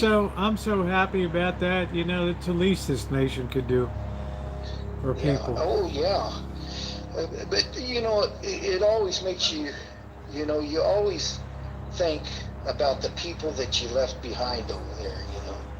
And Well, that's that's what war is. It's not only who comes home, but it's who's left behind, who's a POW, who's an MIA that's never been heard from for this day. And yeah, I get that's it. right. Yeah. And it's Yeah, not because of anything nefarious on the part of the North Vietnamese. It's just, hey, that's war, man. That's Yeah. right. Well, but you will never forget that. you always think when you go to a celebration or a Memorial Day or Veterans Day, you always think about those guys that's still over there. You know, in That's your why mind that that's why yeah, Memorial Day is so special to me. You it know, is. You know, I take that. I mean, that's big. that's the most solemn American day to me is Memorial Day because And that's putting your life where other people's mouth is. You know. it, that's right. And when I hear on Memorial Day, when I hear the national anthem, I tell you, it chokes you up. Yeah. You know, I mean, you see that flag and you know what it stands for, and nobody can take that away from you. I mean, it's just there. Well, also nobody can take away your service from you, Alan. That's And I yeah, think that's that's the true. most important thing of all because thank God over time people came to reform the Vietnam War in their mind and start to understand that maybe a big part of it was their shitty behavior and the shitty people they were that helped make it so much worse from the people that had no choice but to be called and go and didn't run across the border and hide and burn draft cards but did exactly what they were asked to do. The real Yeah, heroes. yeah, that's right. Yep. All right, Alan. Well, it's wonderful Okay, talking to you as all right. always, and you're always very enlightening to everybody on this chat with your insights and your stories are amazing. All right, You and know, we'll talk to you later. most of us would not even be able to carry your shoes. So thank you for being you. Oh, thank you. Talk to you later, All Rosie. right, Good take talking. care. Okay, bye bye. That's a guy I admire so much, like the boss and Bobby and all these people and Joey D. Yeah, we wouldn't be here exactly. And only sometimes in hindsight do we recognize the heroicism that people exhibited in still answering the call and all that. So, in any event, guys, I'm going to go ahead and close it out. It's been 3.5 hours. A couple nice calls today from the Oakdale contingent of Naomi and Alan Gentry. So, to my wonderful moderators, thank you for everything you do. I wouldn't be able to do what I do without you, the great ladies and gentlemen of this operation. And for that, I am very grateful to all of you for helping me do what I do day after day after day. So I really, really appreciate it. So good night, everybody. Thumbs up or appreciate. Oh, yeah, okay. Tanya Z, I just wanted to hear it from your mouth, honey. All right. Take care, everybody. Love you, Tanya.